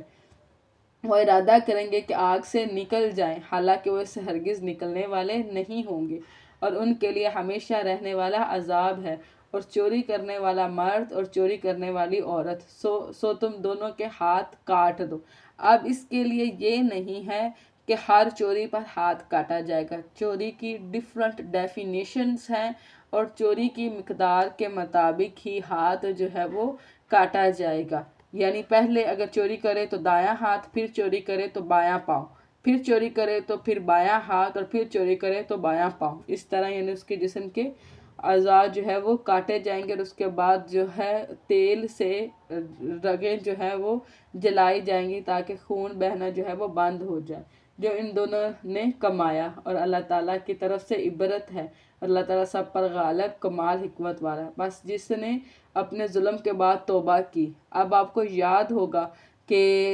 ایک وہ مشہور حدیث ہے سیدنا فاطمہ والی جنہوں نے چوری کی تھی، انہوں نے اپنے ہاتھ کٹوانے کے بعد کہا تھا کہ یا رسول اللہ کیا میرے لیے بھی کوئی توبہ ہے، کہ یعنی اللہ رب العزت میرے اس گناہ کو معاف کر دے۔ تو اس پر یہ آیت اتری کہ اپنے ظلم کے بعد توبہ کی اور اصلاح کر لی تو یقیناً اللہ تعالیٰ اس کی توبہ قبول کرے گا۔ بے شک اللہ تعالیٰ بے حد بخشنے والا،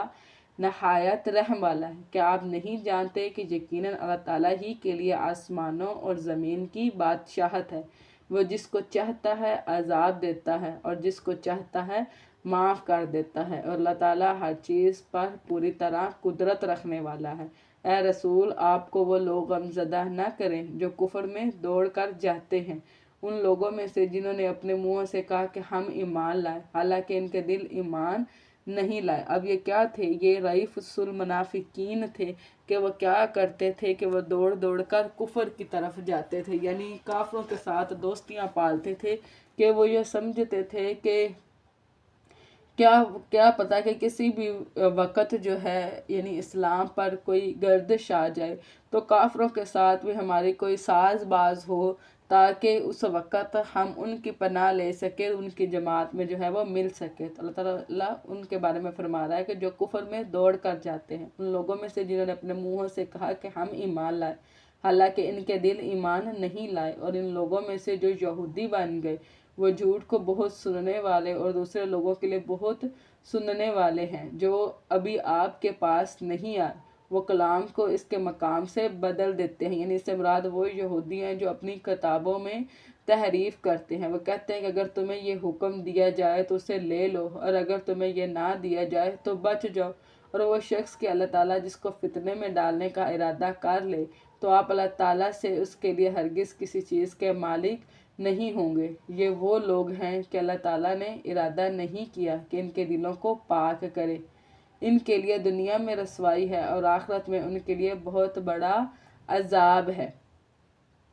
جھوٹ کو بہت سننے والے، یہ ساری جو ہے وہ یہودیوں کی باتیں جو ہیں وہ بتائی جا رہی ہیں کہ یہ جھوٹ کو بہت سننے والے، حرام کو بہت کھانے والے، چنانچہ اگر وہ آپ کے پاس آئیں تو آپ ان کے درمیان فیصلہ کر دیں یا ان سے اعراض کریں، اور اگر آپ ان سے اعراض کر لیں تو وہ آپ کو کچھ بھی نقصان نہ پہنچا سکیں۔ یعنی اگر وہ آپ سے یعنی نبی سے وہ کیا یعنی فیصلے لینے آتے تھے نبی کی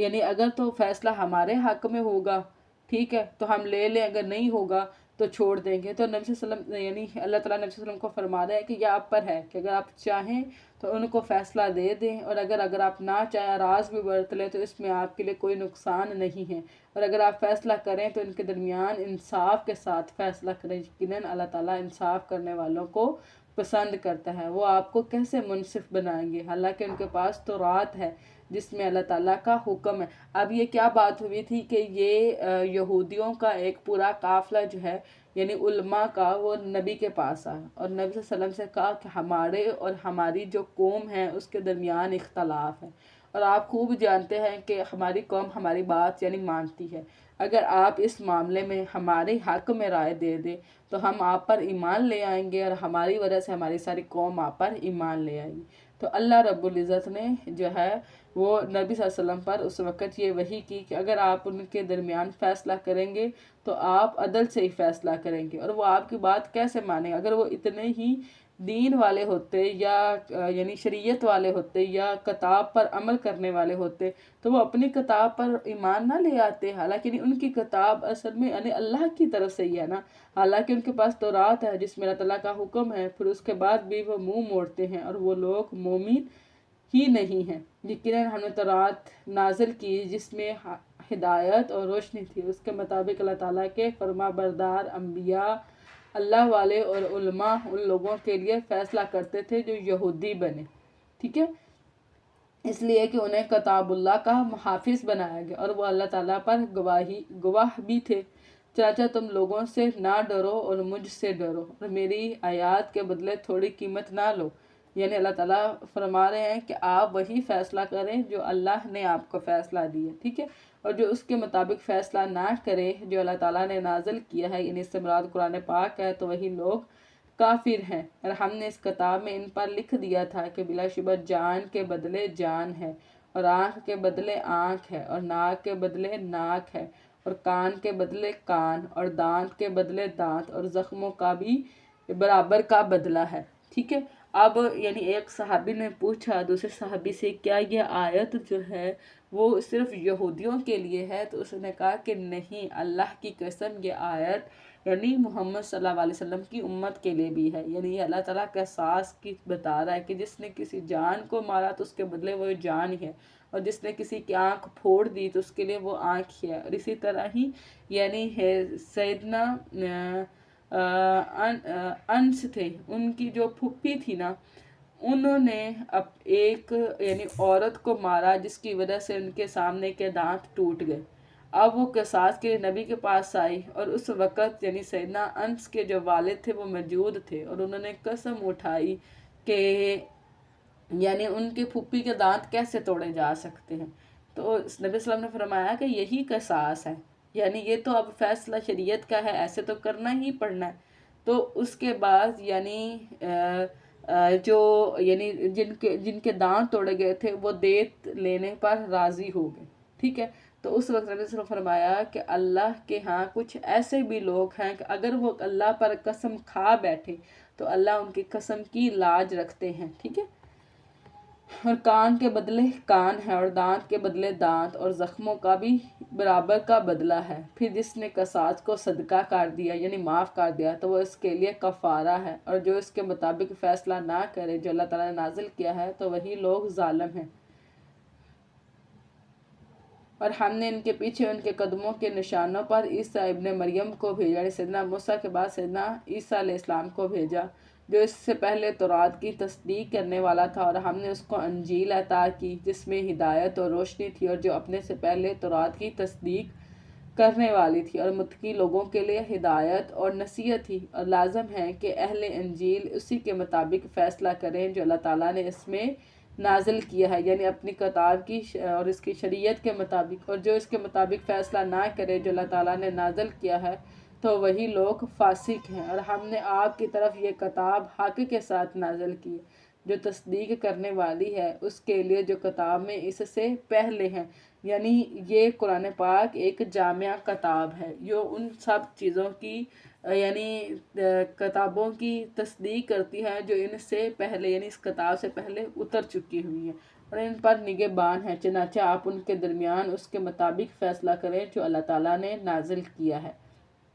اور جو حق آپ کے پاس آیا ہے اسے چھوڑ کر ان کے خواہشات کا پیچھا نہ کریں۔ یعنی اگر وہ آپ کے یعنی نبی سے فیصلہ لینے کے لیے آئے تو نبی جو ہے وہ اس کتاب کے مطابق فیصلہ کرے اور ان کی خواہشات کے مطابق فیصلہ نہ کرے۔ تم میں سے ہر ایک کے لیے ہم نے ایک راستہ اور ایک طریقہ جو ہے مقرر کر دیا، یعنی اس سے مراد سنت ہے، ٹھیک ہے۔ اور اگر اللہ تعالیٰ چاہتا تو ضرور وہ تمہیں ایک ہی امت بنا دیتا، لیکن وہ چاہتا ہے کہ اس میں تمہاری آزمائش کرے، یعنی اللہ تعالیٰ اگر چاہے تو ساری کائنات کو ایک جگہ جمع کرے اور ان سب کے سینوں میں ایمان اتار دے، اور اگر اللہ چاہے تو ساری کائنات کو ایک جگہ جمع کرے اور ان میں سے ایمان کو لے جائے۔ اللہ کے لیے کچھ بھی مشکل نہیں ہے۔ کیا فرشتوں کے سینوں میں ایمان نہیں ہے؟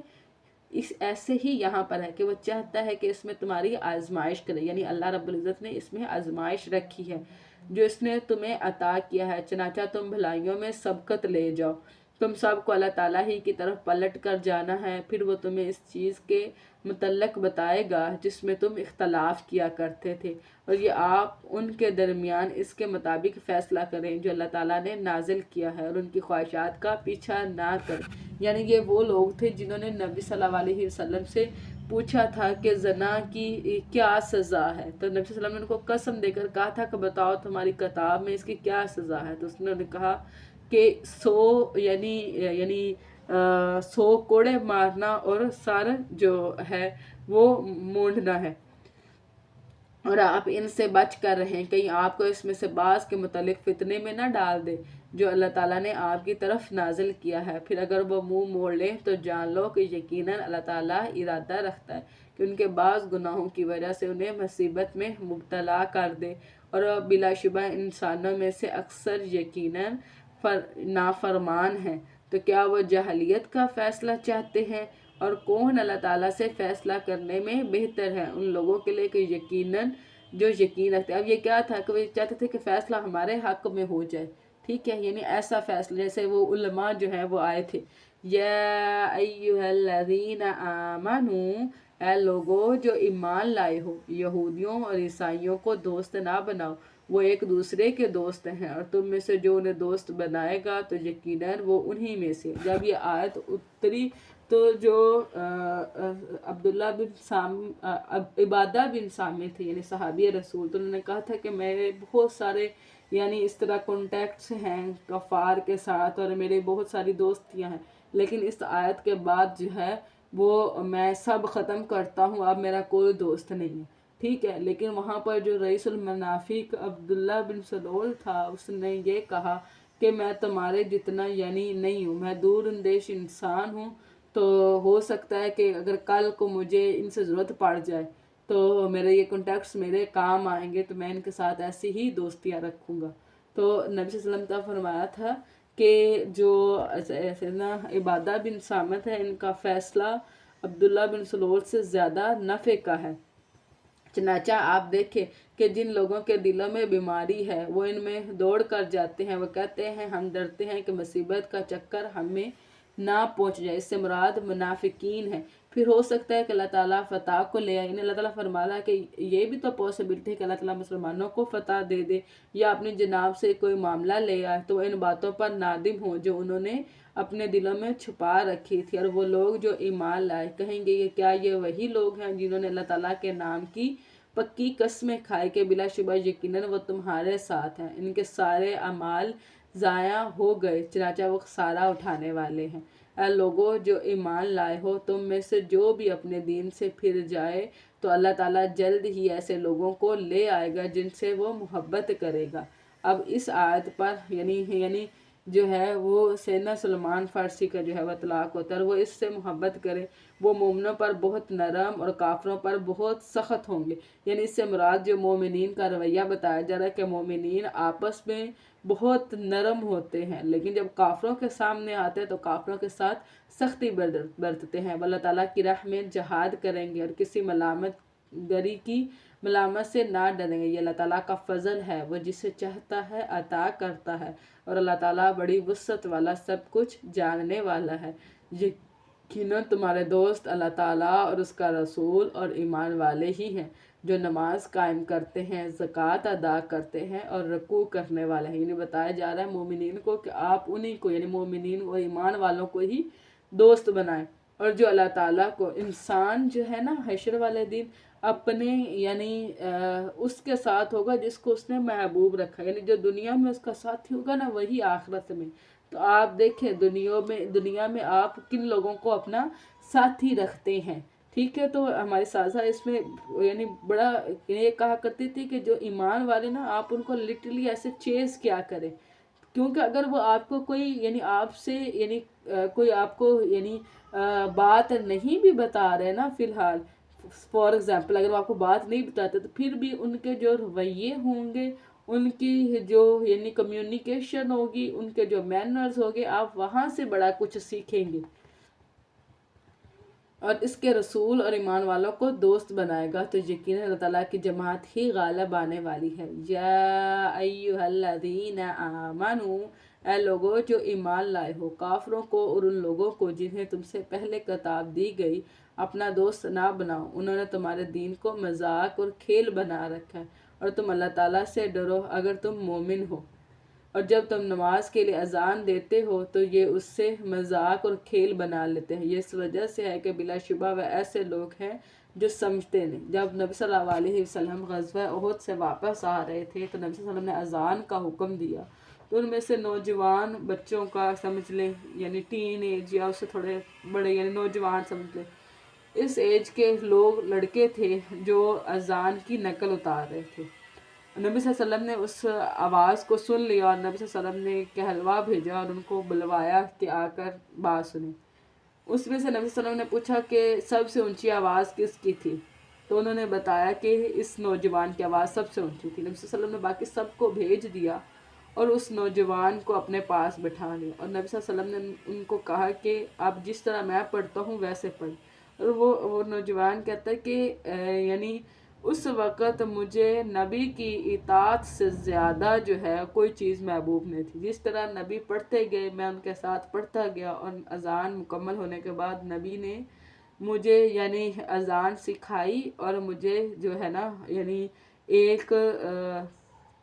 ایک تچوری دی جس کے اندر یعنی ایک سمجھ لیں کہ بیگ تھا جس کے اندر یعنی چاندی تھی، اور پھر میں نے اسلام قبول کر لیا، اور میں نے ہی نبی سے کہا کہ وہ میری بڑی خواہش تھی کہ مجھے بیت اللہ کا مؤذن بنایا جائے، تو پھر نبی نے میری اس خواہش کی قدر کی اور مجھے مکہ میں مؤذن کے جو عہدہ تھا اس پر فائز کر دیا۔ تو کہہ دو اے اہل کتاب، نہیں تم ہم سے انتقام لیتے ہو سوائے اس کے کہ ہم اللہ تعالیٰ پر ایمان لائے اور اس پر بھی جو ہمارے طرف نازل کیا گیا اور اس پر بھی جو اس سے پہلے نازل کیا گیا، اور بلا شبہ تم میں سے اکثر لوگ نافرمان ہیں۔ کہہ دو کہ میں تمہیں ان کے بارے میں بتاؤں جو اللہ تعالیٰ کے ہاں جزا کے اعتبار سے تم سے زیادہ برے لوگ ہیں، وہ جن پر اللہ تعالیٰ نے لعنت کی اور جن پر غصے ہوا، اور ان میں سے جن کو اس نے بندر اور سور بنا دیا، یعنی بنی اسرائیل کے کچھ لوگوں کو اللہ تعالیٰ نے اس طرح ان کی شکلیں جو ہیں وہ بدل دی تھی، اور جنہوں نے طاغوت کی عبادت کی، یعنی اللہ کو چھوڑ کر جس کی بھی عبادت کی جاتی ہے وہ طاغوت ہے، ٹھیک ہے، اور لیڈر میننگ میں لیں تو جیسے شیطان وغیرہ۔ یہی لوگ مقام کے اعتبار سے بدتر اور سیدھے راستے سے بہت زیادہ گمراہ ہیں، اور اصل میں اللہ کو چھوڑ کر جس کی بھی عبادت ہو وہ اصل میں شیطان کی ہی عبادت ہے۔ اور وہ جب آپ کے پاس آتے ہیں تو کہتے ہیں کہ ہم ایمان لائے، حالانکہ یقیناً وہ کفر کے ساتھ ہی داخل ہوئے تھے اور یقیناً اسی کے ساتھ ہی نکل گئے، اور اللہ تعالیٰ اس کو زیادہ جانتا ہے جو وہ چھپاتے۔ اب یہ ایک شخص تھا جو مکہ یعنی نبی صلی اللہ علیہ وسلم کے پاس آیا، ٹھیک ہے، اور اس نے آ کر کیا کیا کہ نبی صلی اللہ علیہ وسلم سے بیعت کی۔ تو جب وہ واپس ہٹا تو نبی صلی اللہ علیہ وسلم فرمایا کہ یہ جو ہے وہ یعنی منافقت پر ہی آیا تھا اور اسی کے ساتھ ہی جا رہا، اور جب وہ ابھی آدھے رستے پر تھا تو اس نے کیا کیا کہ وہ مرتد ہو گیا۔ اور آپ ان میں سے اکثر کو دیکھیں گے وہ گناہ میں اور زیادتی میں اور حرام کھانے میں دوڑ دھوپ کرتے ہیں، یقیناً برے کام ہیں جو وہ کرتے ہیں۔ رب والے اور علماء انہیں گناہ کی بات کرنے سے اور حرام کھانے سے کیوں نہیں روکتے؟ یعنی یہ جو بنی اسرائیل کے لوگ تھے وہ یہ کرتے تھے کہ جب گناہ ان کے اندر عام ہو رہا تھا تو وہ دعوت تبلیغ کی کام نہیں کرتے تھے، جس طرح اب بھی ہمارے ہاں یہ ہوتا ہے نا کہ کیا ضرورت ہے کسی پرائے پھڈے میں پڑھنے کی، ٹھیک ہے، تو اپنی ہی انسان سنبھال لے تو بڑی بات ہے، اپنے دکھوں کو ہی یعنی چینلائز کر لے تو بڑی بات ہے۔ اسلام ہمیں اس بات کی اجازت نہیں دیتا۔ اسلام ہمیں یہ کہتا ہے کہ جہاں پر بھی آپ کسی غلط چیز کو دیکھو گے تو اس کو ہاتھ سے روکو گے، یعنی کیسے یہ بات یعنی سٹرونگ ہے کہ جو مومن ہے وہ شجاعت والا ہوتا ہے، آپ اس کو پہلے ہاتھ سے روکو گے، اگر ہاتھ سے نہیں روکتے تو پھر زبان سے روکو گے، اور اگر زبان سے نہیں روکتے تو پھر دل میں برا جانو گے۔ اور یقین جانیں کہ یہ جو ایتھکس اور مینرز کی یہ جو بکس ہے نا یعنی آتھرز کی لکھی ہوئی نان مسلم آتھرز کی، ان کی یعنی بالکل اس کے اپوزٹ ہے کہ وہ کہتے ہیں کہ جس طرح ہمارا اینڈ رزلٹ یہ ہے نا کہ کمزور ترین درجہ یہ ہے کہ دل میں برا جانے، تو وہ کہتے ہیں کہ اچھا ترین درجہ یہ ہے کہ دل میں برا جانے، اس کے بالکل اپوزٹ ہے۔ لیکن اس طرح سوسائٹی کی اصلاح جو ہے وہ نہیں ہوتی، لیکن ہماری سوسائٹی میں ناسور جو ہے وہ یہ بن گیا ہوا ہے کہ پرائے پھڈے میں نہیں پڑھنا، ہم نے یعنی کوئی اگر برائی ہو رہی ہے تو اس کو ہم روکیں گے نہیں، ہم اپنی آنکھوں کے سامنے دیکھ رہے ہوتے ہیں کہ کسی کو ڈسریسپیکٹ کیا جا رہا ہے یا برا کہا جا رہا ہے یا یعنی ظلم ہو رہا ہے یا کوئی چوری ہو رہی ہے یا ہمیں پتہ ہے کہ یہاں پہ گناہ کا کام ہو رہا، تو یعنی ایک ہی آفس میں پتہ ہوتا ہے کہ کون رشوت لے رہا ہے کیا کر رہا ہے، لیکن کولیگز بھی یہ نہیں کہتے کہ غلط کیا ہے، یعنی کولیگز پاس ہوتے ہیں، ان کو پتہ ہوتا ہے کہ یہ کیا کر رہا ہے. تو یہ بہت ایک بری سچویشن جو ہے وہ سوسائٹی میں رائج ہو رہی ہے. اور یہود نے کہا کہ اللہ تعالیٰ کا ہاتھ بندھا ہوا ہے، ہاتھ تو انہی کے باندھے گئے ہیں، اور اس کی وجہ سے جو انہوں نے کہا ان پر لعنت کی گئی. یعنی جب اللہ یعنی صدقے کا جو حکم تھا اس پر کہا گیا تھا کہ یعنی نعوذ باللہ جو اللہ کے ہاتھ باندھے ہوئے، بلکہ اللہ تعالیٰ کے دونوں ہاتھ کھلے ہوئے. اللہ رب العزت نے جب سے یہ دنیا بنائی ہے اس وقت سے خرچ کر رہے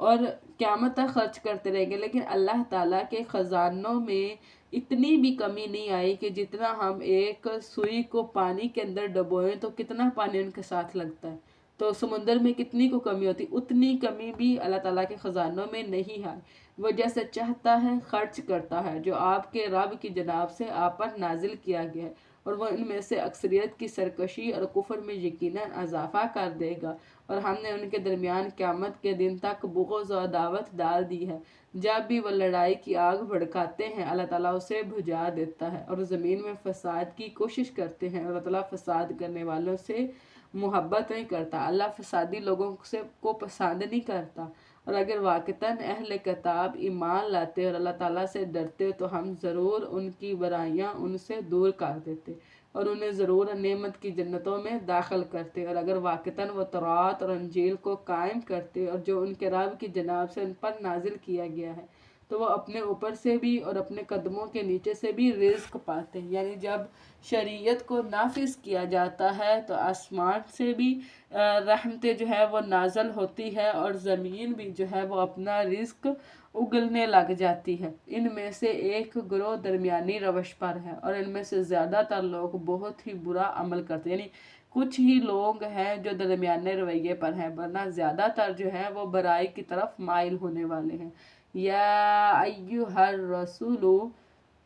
اے رسول، جو کچھ آپ پر اور آپ کے رب کی جانب سے نازل کیا گیا ہے اسے پہنچا دو، اور اگر آپ نے ایسا نہ کیا تو آپ نے اس کے پیغام کو نہیں پہنچایا، اور اللہ تعالیٰ آپ کو لوگوں سے بچا لے گا. یعنی اس سے مراد یہ ہے کہ جو بھی وحی اللہ کی طرف سے آپ کو کی گئی ہے وہ لوگوں تک پہنچائے. اور سیدہ عائشہ سے مروی ہے کہ جس نے یہ کہا کہ نبی صلی اللہ علیہ وسلم نے کوئی بات اپنے پاس رکھ لی، یعنی وہی تھی لیکن اس کو بیان نہیں کیا، تو اس نے نبی صلی اللہ علیہ وسلم پر جھوٹ باندھا ہے. ٹھیک ہے، یعنی جس طرح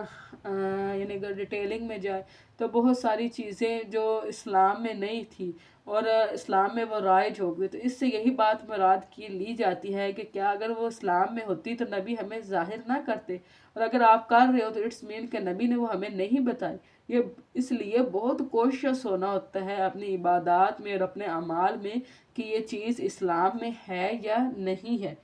ٹھیک ہے، اور اللہ تعالیٰ آپ کو لوگوں سے بچا لے گا. اس آیت سے پہلے نبی صلی اللہ علیہ وسلم کے دروازے پر پہرہ دار ہوتے تھے. جب یہ آیت نازل ہوئی تو نبی صلی اللہ علیہ وسلم نے یعنی باہر نکل کر پہرہ داروں سے کہا کہ مجھے اللہ بچا لیں گے، اور ان کو ان کے گھر بھیج دیا. بے شک اللہ تعالیٰ کافر لوگوں کو ہدایت نہیں دیتے. آپ کہہ دیں اے اہل کتاب، تم کس چیز پر نہیں ہو یہاں تک کہ تم تورات اور انجیل کو قائم کرو اور اس کو جو تمہارے رب کی جناب سے نازل کیا گیا، اور وہ ضرور ان میں سے بہت سے لوگوں کی سرکشی اور کفر کو بڑھا دے گا جو آپ کے رب کی جناب سے آپ پر نازل کیا گیا. چنانچہ آپ کافر لوگوں پر غم نہ کریں. یقیناً جو لوگ ایمان لائے اور جو یہودی بن گئے اور سابی اور عیسائی، سابی جو ہے وہ ایتھیسٹ یعنی بے دین کو کہتے ہیں، اور عیسائی جو شخص بھی ان میں اللہ تعالیٰ پر اور آخرت کے دن پر ایمان لائے گا اور نیک عمل کرے گا تو ان پر نہ کوئی خوف ہوگا اور نہ ہی وہ غمگین ہوں گے. یعنی نہ تو دنیا میں کوئی خوف اور غم ہوگا اور نہ ہی یعنی خوف اور غم کا تعلق نا دل کے ساتھ ہے، ظاہری چیزوں کے ساتھ نہیں ہے. تو اٹس مین کہ دنیا میں بھی وہ یعنی جس طرح کی بھی آزمائشیں آئیں گی اللہ تعالیٰ ان کے سینوں کے اندر اطمینان جو ہے وہ اتار دیں گے. اور جب قیامت والے دن حشر کی سختیاں ہوں گی تو وہ اس وقت پرسکون ہوں گے. بلا شبہ یقیناً ہم نے بنی اسرائیل سے پختہ عہد لیا اور ان کی جانب بہت سے رسول بھیجے۔ جب بھی کوئی رسول ان کے پاس وہ چیز لے کر آیا جو ان کے دلوں نے نہیں چاہتے تھے تو ایک گروہ نے انہیں جھٹلایا اور ایک گروہ کو وہ قتل کر دیا۔ ایسے حکام جن کو وہ پسند نہیں کرتے تھے تو انکار کر دیتے تھے، اور انہوں نے کیا کرتے تھے، انبیاء کو بغیر حق کے قتل کیا کرتا۔ سوچیں ہم یعنی ایک انسان کے لیے اللہ تعالیٰ فرما رہے ہیں کہ جس نے ایک انسان کو قتل کیا اس نے تمام انسانیت کو قتل کیا، تو ان کے بارے میں کیا ہوگا جنہوں نے نبیوں کو قتل کیا، اور نبیوں کی بھی پھر اتنی بڑی بڑی تعداد کو انہوں نے قتل کیا، اور انہوں نے یہ سمجھ لیا تھا کہ کوئی فتنہ نہ ہوگا تو وہ لوگ اندھے ہو گئے اور بہرے بن گئے۔ پھر اللہ تعالیٰ ان پر مہربان ہوا۔ اب کیا تھا کہ جب وہ اس طرح گناہ کے کام کرتے تھے تو وہ کہتے تھے کہ اگر ہمارے اوپر اب کوئی آزمائش نہیں ہے، جیسے اگر کسی نبی کو قتل کیا ہے تو ہمارے اوپر فوراً سے عذاب نہیں آیا، اٹس مین کہ اللہ ہمیں اس پر کوئی بھی سزا دینے نہیں دے گا، یہ عمل جو ہے وہ ایکسیپٹیبل ہے، ٹھیک ہے۔ اللہ تعالیٰ وہ سب کچھ دیکھنے والا ہے جو وہ عمل کرتے ہیں۔ اللہ تعالیٰ نے خود ہی ان کی ڈور جو تھی وہ ڈھیلی کی ہوئی تھی کہ وہ خوب گناہ کر لیں۔ بلا شبہ ان لوگوں نے یقیناً کفر کیا جنہوں نے کہا کہ یقیناً مسیح ابن مریم ہی اللہ ہے، حالانکہ مسیح نے کہا تھا کہ اے بنی اسرائیل اللہ تعالیٰ کی عبادت کرو۔ یعنی اللہ رب العزت فرما رہے ہیں کہ ان کی امت کے لوگ ان کو کہہ رہے ہیں کہ وہ اللہ ہیں، جبکہ وہ خود نبی کا پیغام کیا ہے کہ اللہ کی عبادت کرو۔ یعنی کوئی انسان یہ کہہ سکتا ہے کہ مجھے چھوڑ کر، اگر وہ اللہ ہو، کہ مجھے چھوڑ کر کسی اور رب کی بات کرو، تو اس سے یہ بات خوب واضح ہو سکتی ہے کہ وہ اللہ کے نبی تھے جو اللہ کا پیغام دینے آئے تھے، جو میرا بھی رب ہے اور تمہارا بھی رب، اور یقیناً جس نے اللہ تعالیٰ کے ساتھ شرک کیا تو یقیناً اس پر اللہ تعالیٰ نے جنت حرام کر دی اور اس کا ٹھکانہ آگ ہے، اور ظالموں کا کوئی مددگار نہیں ہے۔ بلا شبہ یقیناً ان لوگوں نے کفر کیا جنہوں نے کہا کہ اللہ تعالیٰ تین میں سے تیسرا ہے۔ اب یہ بھی ان کا کنسیپٹ ہے، کچھ فرقے کے لوگوں کا یہ کنسیپٹ ہے کہ تین خداؤں میں سے اللہ تیسرا ہے، حالانکہ اس کا ایک ہی معبود ہے، معبود کے سوا اور کوئی معبود نہیں۔ اور اگر وہ اس بات سے باز نہ آئے جو وہ کہتے ہیں تو ان لوگوں میں سے جنہوں نے کفر کیا انہیں ضرور بضرور دردناک عذاب پہنچے گا، یعنی ان کے شرک کی وجہ سے ان کو عذاب دیا جائے گا۔ تو کیا وہ اللہ تعالیٰ سے توبہ نہیں کریں گے اور وہ اس سے بخشش نہیں مانگیں گے؟ اور اللہ تعالیٰ بے حد بخشنے والا اور نہایت رحم والا، یعنی اتنے بڑے گناہ پر اللہ سے توبہ نہیں کی جائے گی۔ مسیح ابن مریم تو صرف ایک رسول ہے، یقیناً اس سے پہلے بھی بہت سے رسول گزر چکے ہوئے ہیں، یعنی یہ کوئی نئے رسول یا پہلے نہیں ہے بلکہ ان سے پہلے بھی بہت سارے رسول گزر چکے ہیں۔ اور اس کی ماں صدیقہ تھی، یعنی سچی تھی، اور وہ دونوں کھانا کھاتے ہیں، یعنی کیا ہے کہ ان کو یعنی رب جو ہے وہ کھانے کے محتاج نہیں ہے، یعنی اللہ تعالیٰ کے صفت ہے کہ وہ پرووائڈر ہے، ٹھیک ہے، اس نے رزق دینا ہے، ٹھیک ہے۔ تو یعنی اگر وہ اور ان کی والدہ کھانا کھا رہے ہیں، ان دونوں کو یعنی خدا کا درجہ دیا جا رہا ہے، اور کھانا کھا رہے تو اس کا مطلب یہ ہے کہ وہ تو خود محتاج ہے، تو پھر وہ رب کیسے ہو سکتے ہیں؟ اللہ تعالیٰ ڈیفرنٹ اینگل سے یہ سمجھانا چاہ رہے ہیں کہ یہ غلط عقیدہ ہے۔ آپ دیکھیں ہم کیسے ان کے لیے نشانیاں کھول کر بیان کر رہے ہیں، پھر آپ دیکھیں گے وہ کدھر سے پھرائے جا رہے ہیں۔ آپ کہہ دیں کیا تم اللہ تعالیٰ کو چھوڑ کر ان کی عبادت کرتے ہو جو تمہارے نقصان کا اختیار رکھتے ہیں اور نہ ہی نفع، یعنی نہ تو کوئی نفع دے سکتے ہیں اور نہ ہی نقصان، اور اللہ تعالیٰ سب کچھ سننے والا اور سب کچھ جاننے والا ہے۔ آپ کہہ دیں اے اہل کتاب اپنے دین میں نہ حق حد سے نہ بڑھو اور اس قوم کی خواہشات کے پیچھے نہ چلو جو اس سے پہلے یقیناً گمراہ ہو چکے، اور بہت سو کو انہوں نے گمراہ کر دیا اور وہ بھی سیدھے راستے سے گمراہ ہو گئے۔ لعن الذین کفروا بنی اسرائیل میں سے ان لوگوں پر جنہوں نے کفر کیا داؤد اور عیسیٰ ابن مریم کی زبان سے لعنت کی گئی ہے۔ یعنی سیدنا ابن عباس سے مروی ہے کہ بنی اسرائیل پر ہر زبان میں لعنت کی گئی، تورات میں بھی، زبور میں بھی، انجیل میں بھی اور قرآن پاک میں بھی۔ یہ اس وجہ سے ہے کہ انہوں نے نافرمانی کی اور وہ حد سے آگے بڑھ جاتے تھے، وہ ایک دوسرے کو اس برائی سے منع نہیں کرتے تھے جس کو وہ کر لیتے تھے۔ یقیناً بہت ہی برا ہے جو وہ کر رہے ہیں، یعنی ایک دوسرے کو امر بالمعروف و نہی عن منکر کا حکم نہیں دیکھتے تھے۔ اب آپ کو پتہ چلا ہے کہ یہ بہت بڑی رسپانسبلٹی ہے، ٹھیک ہے۔ اور آپ ان میں سے اکثر کو دیکھتے ہیں جو ان لوگوں کو دوست بناتے ہیں جنہوں نے کفر کیا، یقیناً بہت ہی برا ہے جو انہوں نے اپنے جانوں کے لیے آگے بھیجا کہ ان پر اللہ تعالیٰ سخت ناراض ہوا ہے اور وہ عذاب ہمیشہ رہنے والا ہے۔ اور اگر وہ اللہ تعالیٰ پر اور نبی پر اور اس پر ایمان رکھتے ہوتے جو ان کی جانب نازل کیا گیا تو انہیں دوست نہ بناتے، لیکن ان میں سے اکثر نافرمان ہیں۔ آپ بلا شبہ ان لوگوں کی دشمنی میں جو ایمان لائے سب سے زیادہ سخت یہود کو پاؤ گے اور ان لوگوں کو جنہوں نے شرک کیا، اور یقیناً آپ ان سب سے دوستی میں زیادہ قریب ان لوگوں کے لیے جو ایمان لائے۔ ان لوگوں کو پاؤ گے جنہوں نے کہا کہ یقیناً ہم نصارہ ہیں۔ اس کی وجہ یہ ہے کہ یقیناً ان میں علماء اور راہب ہیں اور بلا شبہ وہ تکبر نہیں کرتے۔ اب یہ عیسائیوں کی صفت بیان کی جا رہی ہے کہ عیسائیوں کے اندر یعنی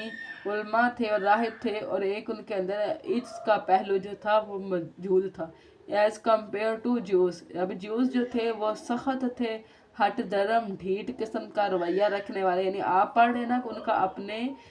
جو نبی تھے ان کے ساتھ جو ہے ان کا رویہ کیسا تھا۔ یہاں پر اللہ کے فضل سے ہمارا پارہ جو ہے وہ مکمل ہوتا ہے۔ کسی کا کوئی کوسچن ہے بیٹا تو وہ پوچھ لیں۔